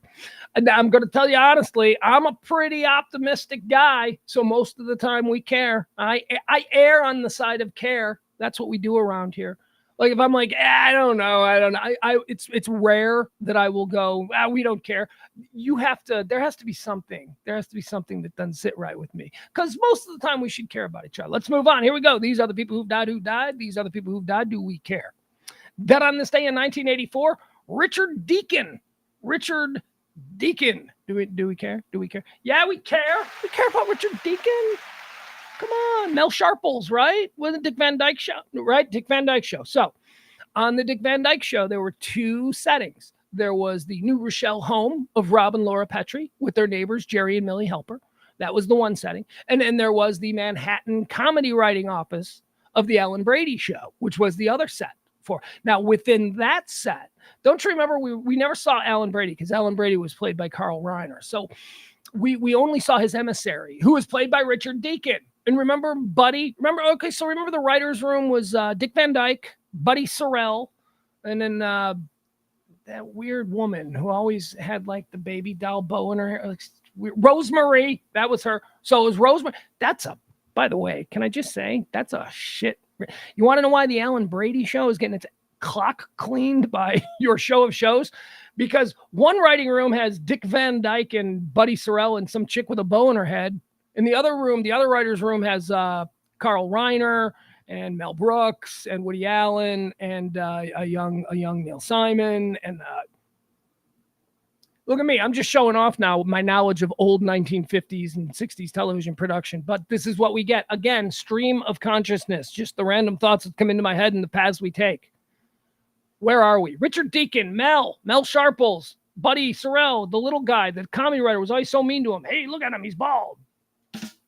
You know what I mean? It was that guy. Do we care? Yeah, we care. All right. Dead on this day in 2004. How about Fay Wray? Fay Wray. She was the original hot chick in King Kong's hand. Like back when King Kong was like a silent movie. We cared? Of course, sure. But, of course we care. Fay Ray, dead on this day in 2004. Dead on this day in 2005. Preemptively, we care. Damn right we care. You're gonna sit up here and you're gonna tell me that Miss Ellie Ewing passed away on this day? Of course, I speak of the actress Barbara Bel Gades. Yeah, we care.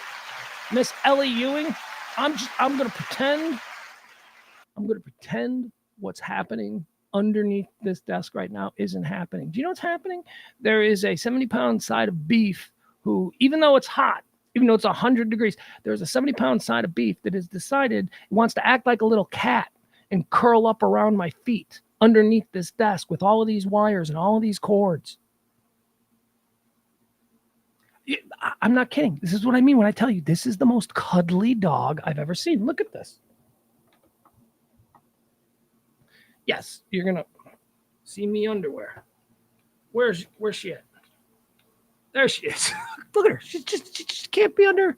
She's got this whole place she can be. CeeLo. Hey. CeeLo. All right. You're not looking at my balls, by the way. Don't worry about that. You're looking at something else. And you know, you should be so lucky to look at my balls. But that's what I'm dealing with. This dog just decided, she was perfectly fine sleeping in her chair. She just decided she was going to burrow her way through the cords. Are we all connected still? So she could lay at my feet.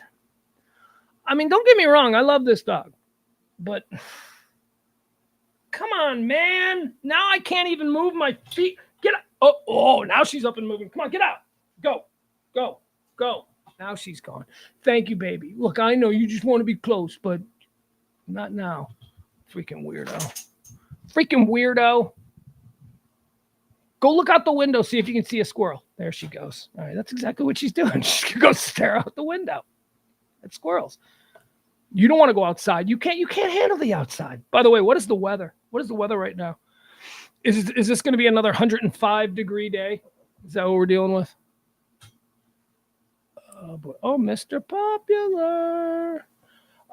It is currently, let's see here. That's it. It's only 97 degrees. Please. 97 degrees at 1:20 in the afternoon. This is not good, right? This is not good. It's too high. Let's bring it down. There we go. Down. Now, that's a weird angle. I don't know if I love that. Whatever. We're going to go with this angle. All right. If it makes you sick, I'm sorry. All right. Miss Ellie Ewing died on this day in 2005. Dead on this day in 2003. Karen Black. What the?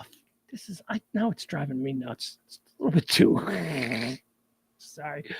Karen Black died. Karen Black, she's a scary movie chick. She was like, again, if you grew up in the 70s like me, if you were a little kid, in the 1970s, you saw a lot of movies with scary stuff in it, and those movies almost always starred Karen Black. So that's what Karen Black is to me. And scary, do we care? Yes, we care. Dead on this day in 2017, Glenn Campbell. Oh, the Rhinestone Cowboy. Let me tell you something about Glenn Campbell. I didn't know anything about Glenn Campbell. Then, about a year before his death, I think it was CNN, they put together this incredible 2-hour documentary about his life, and they released it. And if you've never seen the Glenn Campbell documentary, I don't even know what it's called. Glenn Campbell, Rhinestone Life, whatever. It's a CNN production. Freaking amazing, man. I mean, I didn't give two craps about Glenn Campbell until I watched that. And then when it was done, I'm like, looks like I'm a Glenn head. Looks like I'm a Campbell guy. I'm in the Campbell Army. I don't know. I became like a big Glenn Campbell fan, and not because of his music, which I was wholly unfamiliar with, because his music is amazing. I only knew like the hits or stuff. I didn't know the stuff that he'd written for other people. I didn't know his backstory about being in the Beach Boys. I didn't know his backstory about being a master musician. I didn't know any of that stuff. So do we care that Glenn Campbell died on this day in 2017? Yeah, we absolutely do, because he turned out to be a pretty cool guy, and he died in a very difficult way. So we care. Dead on this day in 2022, I'm going to preemptive here. This is a twofer. This is a 1970s no feel good twofer. Olivia Newton-John. Olivia Newton-John succumbed to her cancer on this day in 2022. Okay, that's it. That's it. You got it. Those are all the people who've died. And we cared about them all. We did, because that's the kind of people we are. We are good, decent, kind, loving people who like to take shits on things that are in the news. And that's what's about to happen. We're going to get into all today's topics, the things that are headlines, the people are buzzing about stuff you need to know. That's what we do on the show. You ready? Okay, here we go. We're going to run through the first couple of things. We're going to do it really quick because we're not going to spend a lot of time on it because I don't give a shit. But I want you to know that this is something that people are out there talking about. This is the portion of the show when, if at all, we may dip a toe into the crazy political bullshit that I try to avoid at every turn on this show. But here we go. Are you ready? Trump indictment is trending #1 across all boards. The grand jury in Washington is meeting. Now, this is the grand jury that last week returned 4 indictments against Donald Trump, and a bunch of other people were named as well, Giuliani and Sidney Powell and a whole bunch of other lawyers. So this is that same grand jury. They're meeting again today. I don't know what that means. They're meeting again today because Bernie Kerik is also trending. Bernie Kerik, you may remember, this was such not. So Bernie Kerik was one of Giuliani's top operatives when Giuliani was mayor. Now, Bernie Kerik was a police officer, kind of a disgraced police officer, but he rose to the ranks of being in charge of the New York City Police Department. And on that fateful day in September of the year 2001, Bernie Kerik was the chief of police or superintendent of police.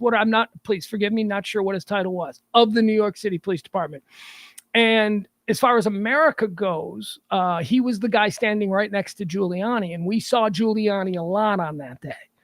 That was the narrative. That was the dramatic narrative that was created, at least as far as, what's happening for New Yorkers. It was the brave, heroic mayor who was standing out there on the streets, turned a street corner into his headquarters. Now, he didn't have a headquarters because his headquarters had just been blown up because he, against all better judgment, put the headquarters in the World Trade Center, even though the World Trade Center, this was his terror attack headquarters was inside the World Trade Center. And that's why he was standing outside. It wasn't just because they raced to the scene. No, there was no headquarters anymore because that's where it was. It was located in the Port Authority, which is, as we know, one of the main, things that's there at the World Trade Center. So Bernie Kerik was his right-hand guy. And Bernie Kerik, after years later, he went to jail because he did some bad stuff. You could just look it up, whatever. And then he reinvented himself as sort of this right-wing law and order pundit. Interesting guy, smart guy. Not a dummy, not a dummy, but he's, you got to watch what he's doing here because he's in New York. He's one of those guys, so you got to watch him. But yeah, so he made a nice little career for himself. Sort of reconnected there with Giuliani when Giuliani got swept up in the whole Trump world, and so Kerik has been sort of an operative again. Or you call him a cleaner or whatever, a Ray Donovan type. That's what we're really talking about here with Bernie Kerik. A spook, if you will, a private sector spook. He was called in front of the grand jury and he gave an interview and he gave stuff. And now a day later, the grand jury is reconvening. So the belief is that we're on indictment watch. Moving on. Nobody cares. That's why Bernie Kerik and the Trump indictment are both trending. Also moving on, Fani Willis in the Georgia District Attorney's Office, giving no indication that they're going to bring any indictments anytime soon. However, all the streets for the second week in a row around the courthouse on this, a Tuesday of grand jury meetings, all of the streets have been closed and workers have been sent home. So whatever that means, maybe there's an announcement coming and they expect swarms of people to descend upon the court. Who knows, whatever it is. But that's what's happening down there in Atlanta. Okay, so that's it. We're done. That's all the stupid political stuff that we'll get through. But those are fairly big headlines that, are being screamed everywhere. So you ought to know what they're about. Hey, guys, I don't know if you know this or not, but the East Coast got some rain yesterday. People in Boston got scared and lost power. And so it's got to be the biggest news story in the world. That's right. You guys, it rained in New York, Washington, D.C., Philadelphia, and Boston. In other words, it rained where all of these national people live. So now they're on TV like, oh, did you survive the hurricane? And I'm like, bitch, I'm in Texas. It has been 105 degrees for 6 months straight. I don't give a shit that it rained on you. Seriously, one tornado. Like in all of the 2 people are dead. Oh, like this morning, every news show opened up with torrential downpours continue to batter the eastern coast as New Yorkers try to make their way to work on the second day of a historic rainfall. It's not historic. It's just raining in New York.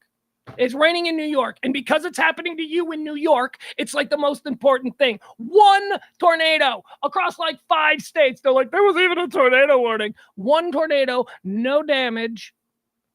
Meanwhile, 50 tornadoes kill 200 people in Kansas, and maybe it'll make the second block of the evening news. But oh my God, New York City gets rained on. Oh, it was very inconvenient coming into work today. It was puddly, and my $500 shoes stepped in a puddle, and now I don't know what to do. Yeah, so that's it. So that's why everybody, although I have to say, over the last couple of hours, they seem to have moved away. That seems to have been just a big thing about the morning shows, where they were all like, it rained here on the East Coast. It rained in Boston and New York City. Let's see, at least 2 people have died. Thousands of U.S. flights have been canceled, and more than 1 million have lost power as destructively strong winds move through the eastern U.S. 1 tornado has been reported. Yeah, that's like, that's nothing. I'm sorry, but that is nothing for places that put up with real weather. Like, ask the folks in Tennessee if they'd like to go through that after the spring they went through, right? Well, but, we move on from that. Home prices. Home prices are trending. This is a story. I don't know if this is good. I don't know if this is bad. I always warn you about these stories. They're put out depending about, and I sometimes have difficulty trying to determine which political agenda, which partisan political agenda this story suits best. But, again, what do I always say? Pay attention to the price of gas. Get pissed about the price of gas. Get pissed about the price of bread, all that stuff. The other stuff, the Dow Jones is doing great. Forget about that stuff. It doesn't apply to you in your everyday life, okay? That's just if you get to a point in your everyday life where you can start playing in those waters and swim, fine, then pay attention. But most of us, honestly, whether or not this place is going to be burned to the ground by us is determined on the price of gasoline. So anyway, here we go with home prices. Because, we all got multiple homes that we're trying to sell on the market right now. Home prices are picking up again and reaching new highs in many markets across the country. This according to a new report. Prices grew by 0.8%. Oh my God, you don't say a whole 0.8%. See, these stories are just bullshit. They put them out there. Things must be getting better. Prices grew by 8% in June after showing for more than a year. Prices grew by 0.8% in June after slowing for more than a year, pushing prices to record levels in around 60% of the nation's major housing markets. Overall, annual price growth was greatest in markets in the Midwest and the Northeast region of the United States, while the strongest price growth was seen in Hartford, Connecticut, Seattle, and San Jose, California. Median home prices in the pandemic era, boomtown of Austin, fell furthest below their 2022 peak, the report revealed. Okay, so Austin falling apart. North Texas is not doing so great either. They're pretty far down the list here. So all these places, you don't say. So all the places that were super booming 2 years ago, they're no longer super booming, and they're starting to come back to really. You don't say that. So that's how it works. Fascinating. I mean, come on. Who didn't know that, right? Median home prices in the pandemic era of boomtown Austin fell the furthest of all cities listed. They fell off their 2022 peak by almost 40%. Okay, that's according to the report. I don't care. I don't understand that stuff. Again, whatever. Hey, if you've got a bunch of houses, God love you. Tip the freaking show, huh? If you got a bunch of houses and you're tuning into this thing and you're not helping support it, and the good people that are helping support it are helping support, you're a D-bag. All right, let's keep moving. Okay, so is this political? I don't even know. Ron DeSantis, it's a big news story. It's going around. Ron DeSantis has fired. Ron DeSantis has done two things in the last. Ron DeSantis, governor of Florida, he's running for president of the United States. He's a Republican. Ron DeSantis has done two things in the past 24 hours that have made quite big headlines. The first thing that he did was he's openly saying now that Trump lost the election, that there wasn't, okay, I'm not getting into it. So I'm just going to read it because I'm going to read it and I'm not going to give you, I don't want to get into it. Such a stupid thing. Florida Governor Ron DeSantis on Sunday rejected Donald Trump's claim that he was the true winner of the 2020 presidential election in his most forceful comments to date on the matter. DeSantis said, whoever puts their hand on the Bible on January 20th every 4 years is the winner. DeSantis told NBC News correspondent Dasha Burns in his first broadcast network interview since he launched his presidential campaign. DeSantis continued to discuss all the ways he believed the previous presidential election wasn't perfect. But when pressed further, he clearly stated that Trump lost. The person interviewing him says, respectfully, Governor, you did not clearly answer that question. And if you can give a yes or no on whether or not you believe Trump lost. To which DeSantis responded, no, of course he lost, DeSantis said, adding, Joe Biden's the president. Woo! Now, apparently this is big news because it kept him in the headlines until something occurred about 11 o'clock today. And maybe it has something to do with this approach and the blow. I don't know what's going on. I mean, I don't pay attention to politics. You know that. I watched the silliness from 30,000 feet. I don't get into the weeds. I'm not interested in getting into the weeds because they're all criminals. So anyway,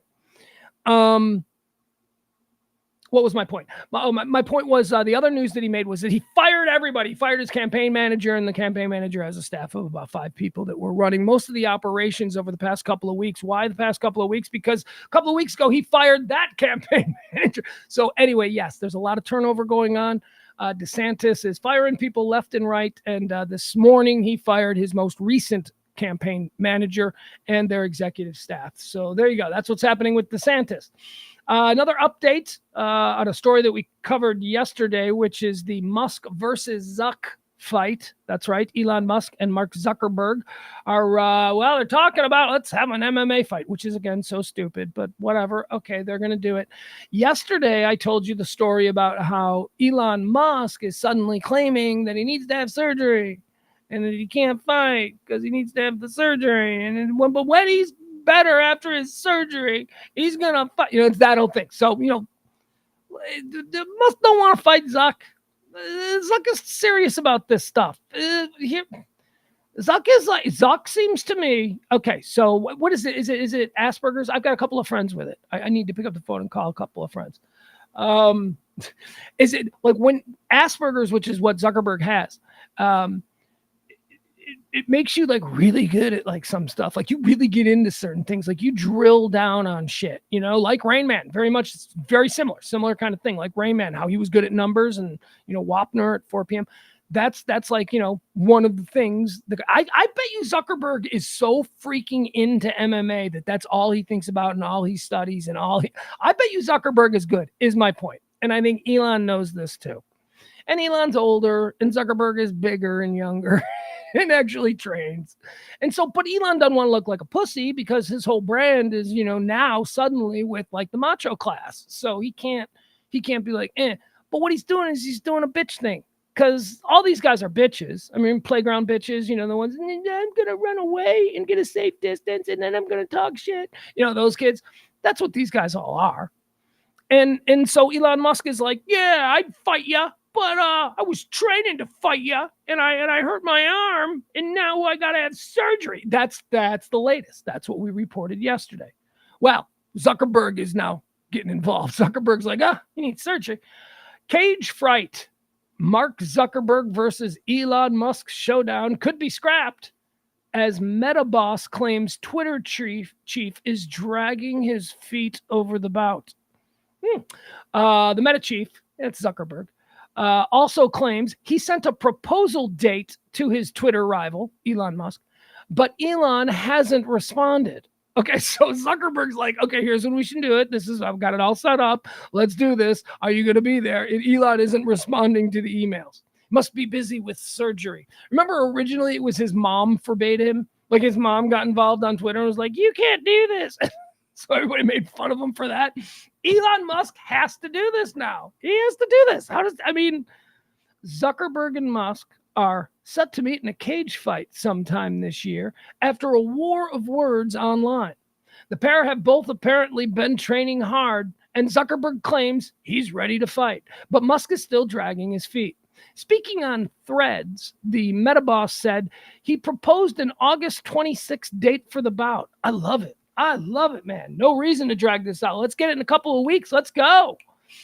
He then added, I'm ready today, Zuckerberg, but he hasn't confirmed.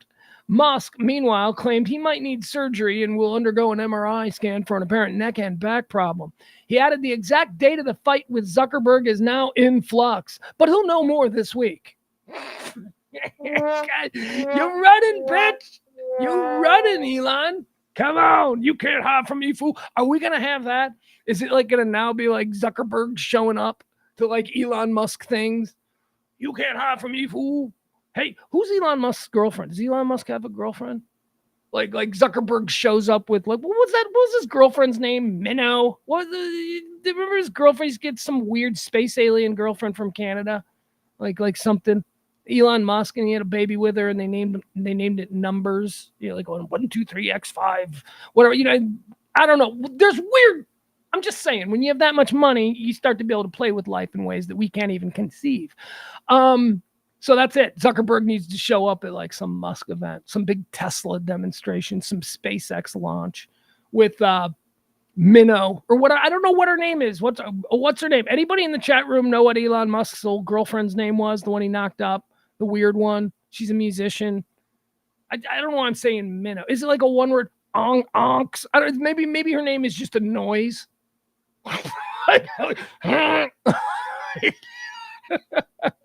Grimes. That's a noise. Grimes. Yeah, that's it. Well, I suppose in your language you would spell it Grimes, but it's pronounced Grimes. We're having fun here today. Anyway, the Musk Zuck fight probably isn't happening. Yeah, I was trying to think of Grimes. Thank you, Jeff. Yeah, Adam Reyna, she's awesome. Yeah, okay, dude. All right, we know you like all the music none of us are interested in. We know. She's awesome. Sure she is. I don't know if she's awesome or not. If you are speaking about her music, I cannot. I have no concept of what that would sound like. Is she awesome as a human being? You're damn right she is, because she's got a name that's a noise. I love it. Fat loss pill. There's a fat loss pill. We're all supposed to be excited about it, but I'm going to move on because I don't want to do that story. It's just a stupid story about, fat loss. Anyway, be on the lookout. There you go. That's all you need to know. There's a fat loss pill. It's not out yet. Probably never will be out, but it burns. It's better than Ozempic. I don't know. What is this? Isn't there like a new fat in it? Okay. So let me take a breath. So as a fat guy, I feel like I should know about this. Isn't there like this drug? And I know it's been out for years and years, but like right now, it's just now crossed over into like casual conversation where people are talking about it because you're seeing friends we haven't seen in a while and they've lost like 80 pounds. You're like, what the fuck? And he's like, I'm on Ozempic or whatever. I don't know, whatever that is. What are we going to find out about this? Like all those people going to be dead in 5 years, right? Like, I love it. Same people who won't take some vaccine because there's a well documented thing going around that's killing people. We're not gonna get into its origins, whether it's man-forced or terror attack. I don't care. Fact is, there's this thing going around, and you guys won't take something that's supposed to help with that. But now, every fat person on a Walmart scooter is sucking down these Ozempic pills because it allows them to drink their 2 liters knee-high and eat their endless tubs of popcorn. I don't know. A little bit. I'm just saying a little sketchy. You people are all just Ozempic. I'm like, you're going to have a fucking dorsal fin by the time you're 70 years old. And you're going to be like, but I look great at 55. Yeah, okay. All right. Nobody's worried about any of that stuff. But I'll tell you, if it's something that's, but if the government says, hey, this is serious, guys, we all need to pull together, this is a conspiracy. But go ahead, keep taking your Ozempic and keep getting excited about whatever this latest fat loss pill is that you're just going to gobble down without any questions at all about its origins. Enjoy, you bunch of hypocrites. Yeah, I'm talking to all, you're all hypocrites. William Friedkin died. We talked about him yesterday.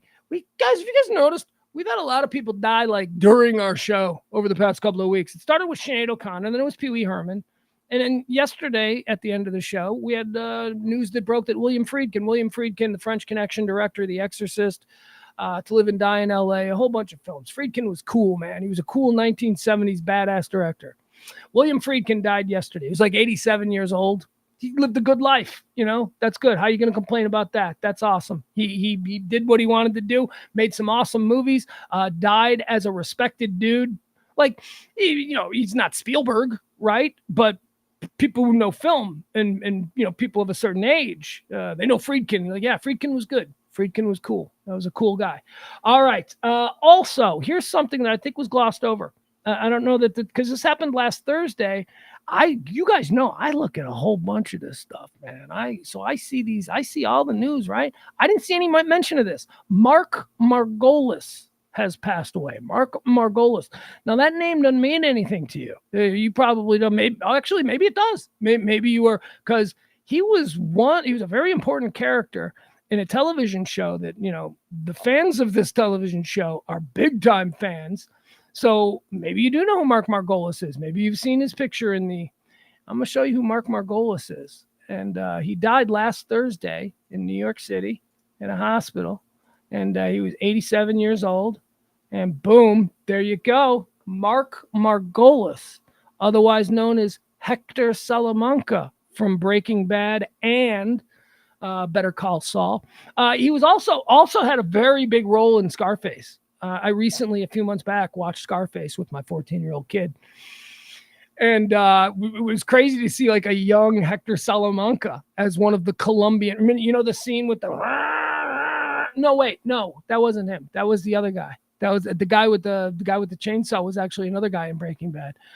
Anyway, point is, a lot of dudes from Breaking Bad in Scarface. I'm just saying, as much younger people. Mark Margolis, let's give this old dude. Let's give Hector. He was so great, right? Wasn't he? With his bell, could only answer with a ping. But then his face. Look at that face that he's making. The only way he could communicate was through just showing the tension in his face and how angry he was, and with the power of which he would hit that bell. Ding, ding, ding, ding. Oh man. People, you think, what? They didn't have to learn any lines. No, man, that's master acting.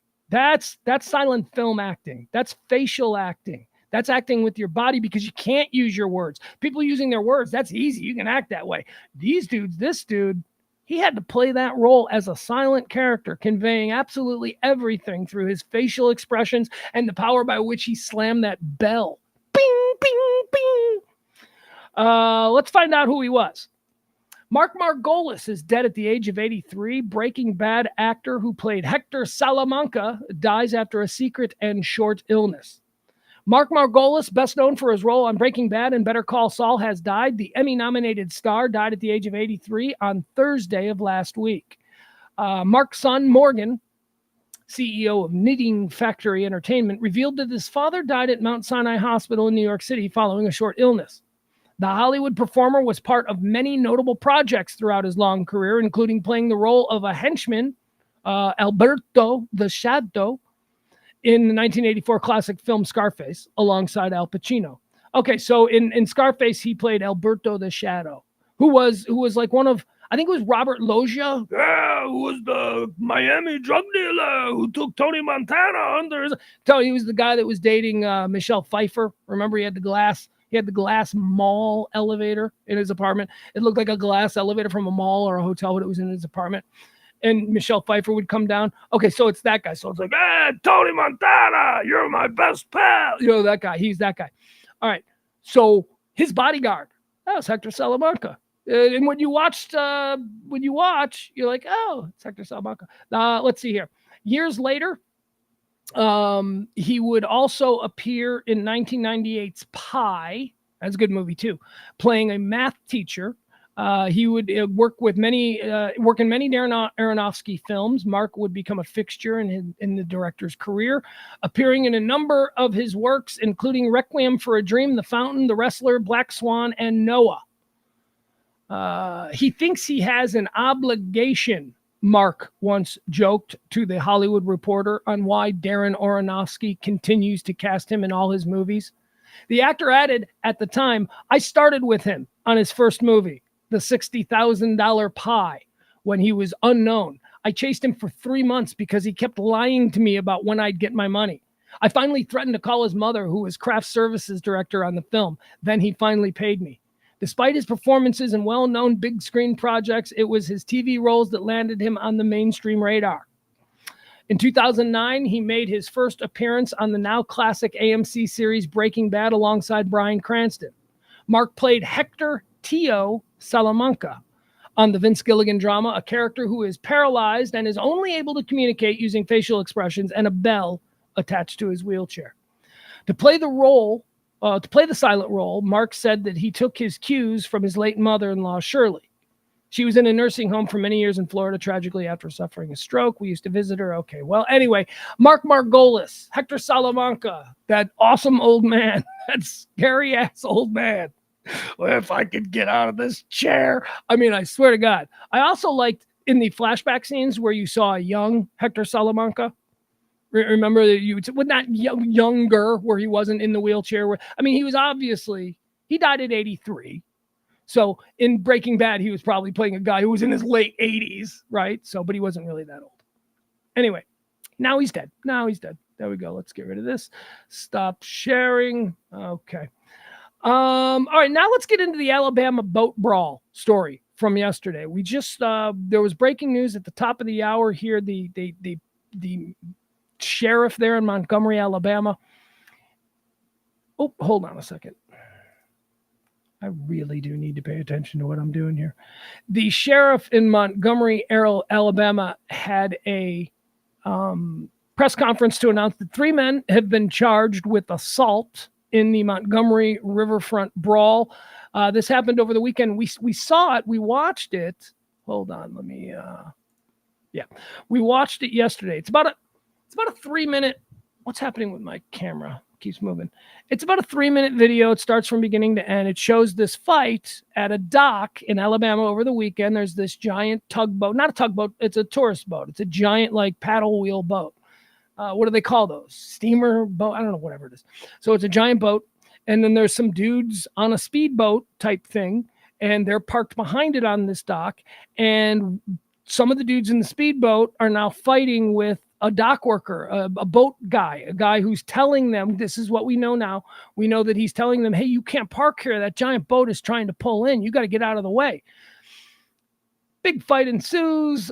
Mayhem. I mean, we watched it. We watched how big it got. Now, there's new video today. Again, the sheriff down there in Montgomery had a press conference about an hour ago, maybe or so, where he announced that 3 people have been arrested and arrest warrants for others have been issued. So here, let's watch the new video. This new video is actually better than the old video. This seems to be closer up. However, it only seems to focus on the beginnings of the fight. Okay. So what we're going to be seeing here, let me see if this is going to work. Yeah. Boom. Okay. Let's see if this works. One telling NBC News it started Alabama's mayor. Hold on. Let's see what's going on here. All right. This is not the raw video that I thought it was. But that's okay. Let's watch this anyway. Reacting to a fight between 2 groups on the city's riverfront, saying it never should have happened. Videos of the incident went viral. The person recording this one telling NBC News it started because a pontoon boat was blocking the spot where the riverboat she was on needed to dock. She says the crewmen from her boat disembarked, and you see the fight starting right there. People just running over and joining. Then it just turned into this massive all-out brawl, groups punching, shoving, kicking. At one point, someone even ends up in the water. The mayor says they are now investigating the incident. Something that we take very seriously and deliberately. As with any matter, that happens throughout our city regarding public safety. We are fully engaged, and we are doing all of our due diligence to find out exactly what took place. Let's bring in Priscilla Thompson, who's been monitoring all the latest developments. Priscilla, when I saw this video over the weekend, I had to rewatch it because that's not the video that I want to show. Maybe the video's somewhere else on this thing, on this page. That seems to be an updated video. Here we go. Ah, boy, you ask and you shall receive, right? Yep, here we go. So here's the video. Nice. All right, let's watch this. This is new video. Now, again, what we need to know is that this guy, the black guy, okay, I know we're not supposed to do that, but there's a black guy and a white guy. This seems to be the easiest way to just do it. Okay, so the black guy, he works there. He is in charge of docking the big, giant commercial vessel that is using this place to dock and unload and do its business, right? There are a couple of hillbillies on a speedboat. I'm sorry, that's what it is. It's a couple of law-breaking, drunken hillbillies on a speedboat who are pulled up behind this gigantic tourist boat and basically not allowing it. It's not their boat. Their stupid, drunken hillbilly speedboat is not supposed to be here. This is not for private vehicles. This is a commercial docking area for people who are on tours. So this guy here, he seems to be a part of the boat, the white guy. The black guy is saying, hey, man, you can't park here. You got to get this thing out of here. This boat, see this boat right here? It's trying to pull in. Its wake alone is going to pull you under. Look at the size of that thing. Are you insane? Get out of here. And apparently these guys were like, you can't tell us, you know. So let's watch it. So that's what's happening. So this guy, the black guy in the uniform who's just working and doing his job is saying, get the fuck out of here. You can't be here. Look at this boat coming in. Come on, man. This is like doing donuts on a runway when an airplane is trying to land. So get out of here, man. So, but these guys are like, oh, we're just picking up some more ice for the cooler. You know, I don't know what they're saying, but they can't be there. So let's watch the video. This is a close-up of how this goes down. And don't forget, one of these guys is doing his job. The others are a bunch of drunks on a boat who are knowingly doing something wrong.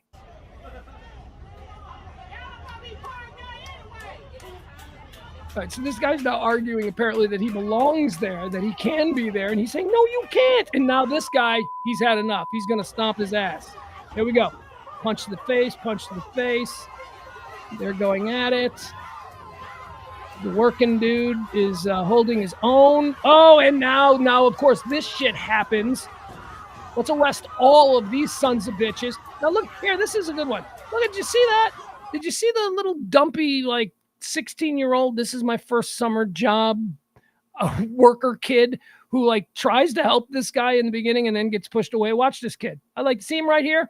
That's him right here in the blue. He's wearing the little vest. Now look at this guy. Look at drunk stepdad. Drunk stepdad is going to like fucking throw a punch at this kid. This is like some, I'm a drunk stepdad and I park my boat where I want. Look at him. He just comes after and throws a drunken, lazy punch at like a kid. This is like some dopey high school kid. He doesn't need to be involved in this, but he's seeing one of his coworkers getting stomped.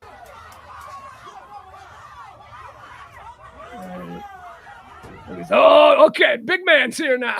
Okay, so drunk stepdad, who seemed to be the guy in charge at this point, he was keeping everybody away. He's like, we'll kick some ass because we can park our boat wherever we want. He turns around for 1 second, and he's got freaking, I don't know, Latrell Sprewell here. This dude is like 6 big dudes now here. So drunk stepdad's got to handle this. Dude in Nike shirt. All right, Nike shirt dude, he's actually just trying to end this. All right, now he's like, oh, okay. Okay, get off him. Now he's handled. All right, so working man just escaped. Let's watch him stumble off. This is the guy that got jumped. There's no other way to say it. He was doing his job. There he goes. Okay, so he's trying to escape. Now he's going to fall. He's going to fall behind this dumpster. I don't know what that's about, but let's watch. There he goes. He's down. There he is. Now he's up. See him over here? He's getting up. Look at this lady. She's like, you stay down. I don't know what she's doing, but this is about to be a problem. These two Karens, this guy, The dude who's just doing his job and just got jumped by like 10 dudes, he's just trying to get out of there and nobody can blame him. But now he's got these two Karens who are going to get involved and tie him up some more. Look at him. They're like, you can't go in, you ain't going anywhere. He's like, bitch, I don't want to hit you. This is still the South, and I'm a black man, and you're a white woman. And now he's like, what'd you do with my woman? Right? This guy is like, I saw you touch my woman. Oh, he's just like, I don't need this shit.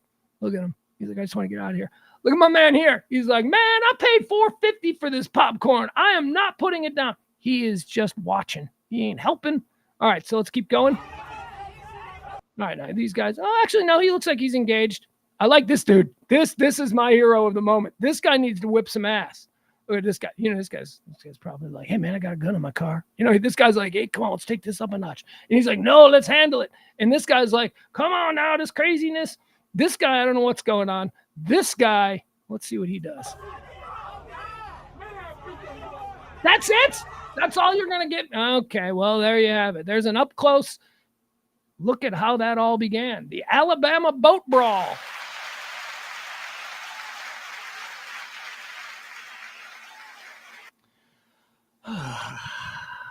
So 3 people have been arrested now, and there are warrants out for 3 others.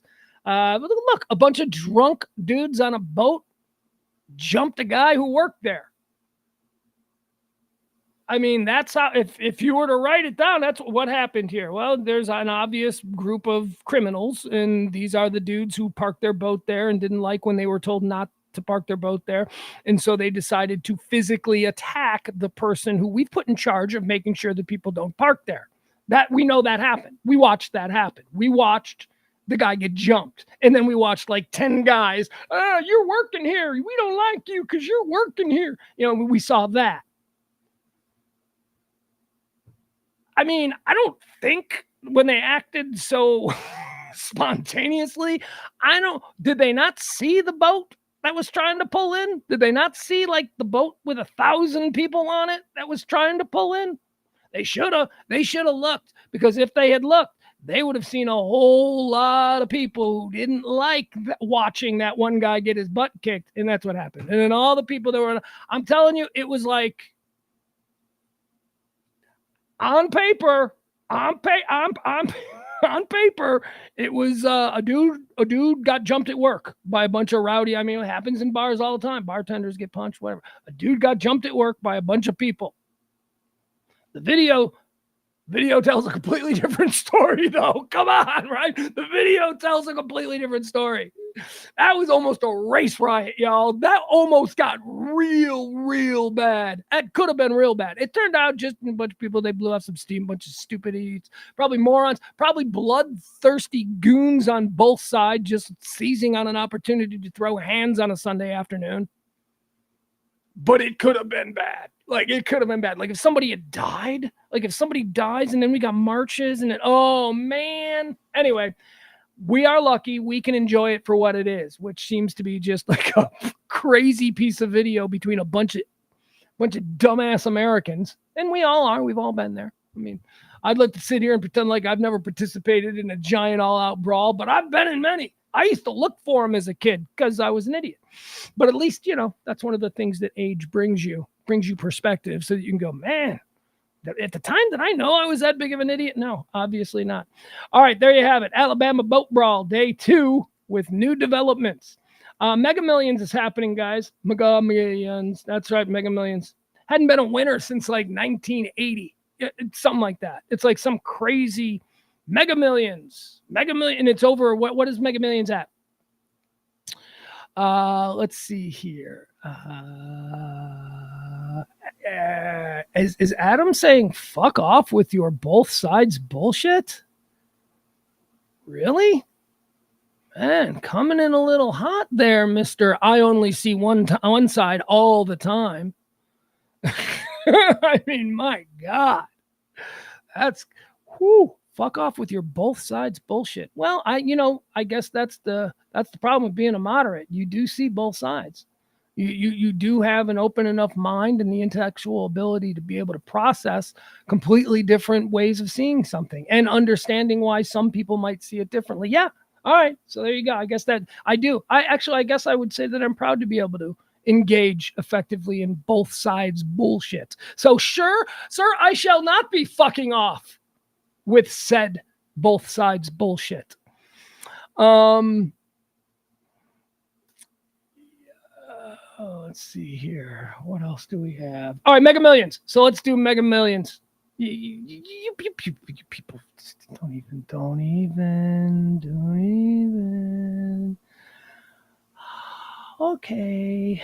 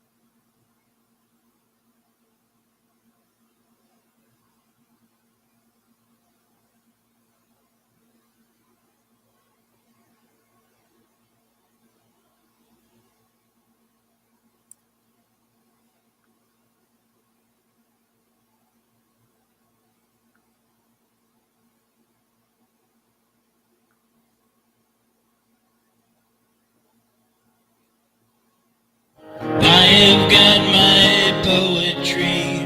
And that's why I don't go in the chat room. Okay, we're ending the show. Mega Millions, get your tickets tonight. It's 2:00. That's exactly why I don't go in the chat room. I swear to God, I don't want to be mean to people. I don't want to get angry. I don't want to deal with intolerant people anymore. Close-minded, one-sided people. Oh, you make me so sick. I try to play nice. I try to make a place for everybody. But man, just stop it. Just fucking name calling and just all of that shit. Get your Mega Millions tickets. Is it like 1.5 billion or something? I don't know. Tonight, 10:00. I am not going to be showing the Tim Anderson knockout, April Michelle. I have no interest, thank you very much, in reliving that ever again. I gotta tell you, man. No, Byron, I don't want you saying anything for me. That's the point. I say it for myself. And hopefully, in doing so, I am able to accurately blend all the different and many conflicted ways that I feel about any given subject, instead of just being, I only say it like that. That's the problem. Can't have your way. Because if you want your way, then a lot of people go to jail. You're going to be putting people in prisons. You're going to be doing all kinds of horrible things. You're not, this whole idea, Adam, let's talk about Adam for a minute. Let's get into Adam for a minute. Let's pretend like Adam has all the power. Jesus Christ, you want to talk about genocide camps? This motherfucker, he's like a madman with the way he sees the world. He's filled with hate. Now, Byron is too, to be fair. I mean, Byron is filled with hate too. But this idea that like the left, and Adam is a lefty. Adam's very far liberal left, always has been. But man, he's like violent bad left. He's like has no tolerance for anybody that doesn't see things exactly the way he says. He can't have a conversation with people because he's quick with the fuck off with your white privilege. It's like you can't deal with those people. So those people to me are just as bad as the Q people. The Q people are gone, but so are the people who are like, fuck off with your white privilege. Yeah. You know what? Maybe you ought to listen to somebody who has a perspective on these problems, who also is willing to try and work to fix these problems. Maybe you should listen to some people from, white privilege. I'm not saying give them power, but I'm saying let's all of us consider different ways on how to fix things moving forward, because guess what? White privilege is the thing. There are white people. You can't, what are you going to fucking do? You're just going to get rid of all the white people? See, this is what I'm talking about. We've been in charge forever. Yeah. I don't know. I didn't do any. I have never. No one in my family's ever been in charge of anything. But I do certainly understand I do understand that there have been some benefits because of, jobs that, my grandma had or my mom had and people they knew and people I met. I thought those are, those are privilege. Those are things of a certain social class that not everybody shares in. But I shouldn't be penalized for it. I didn't grow up in the lap of luxury. I wasn't fast-tracked into some career. I'm not a fucking Anderson Cooper type. And I'm tired of this idea that all of us who occupy this space in the American collective, all of us have to feel like we're the problem. We are not the problem. So when people like Adam start coming off after reasonable, moderate white people, it's like, stop it, man. You're a racist. You just don't like white people. And that's a problem. That's as big a problem as there is on the other side with Nazis and shit like that. Man, I don't want to get into this kind of heavy stuff, but this is why I love Adam. And this is why Adam has been around for years. And this is why Byron has been around for years, because nobody can get me to this place after 2 hours of stream of consciousness bullshit where I still feel passionately willing to engage in a subject that maybe I wasn't even interested in discussing 10 minutes ago. So for that, I thank you, Adam and Byron. There we go. Tomorrow is another day, the best is yet to come. I have found a different way, so baffling to some. I love you, Adam. I love you, Leslie. I love you, Ross. I love you, Byron. I love you, Jeff. I gotta make the chat room bigger. Hold on. I lost my names. That is understood. I love you, April. I love you, Frank. I love you, Barney. I love you, Rob. I love you. Ugh. Hold on. I'm still scrolling. I love you too, Rhonda. Never ending. Gary. I see Gary was in there today. All right. We'll be back tonight. 9 o'clock, Radio Misfits Show. Meet Pugs and James Parker. Bye, everybody. See ya. No, wrong thing. Oh, the wheels are coming off. No.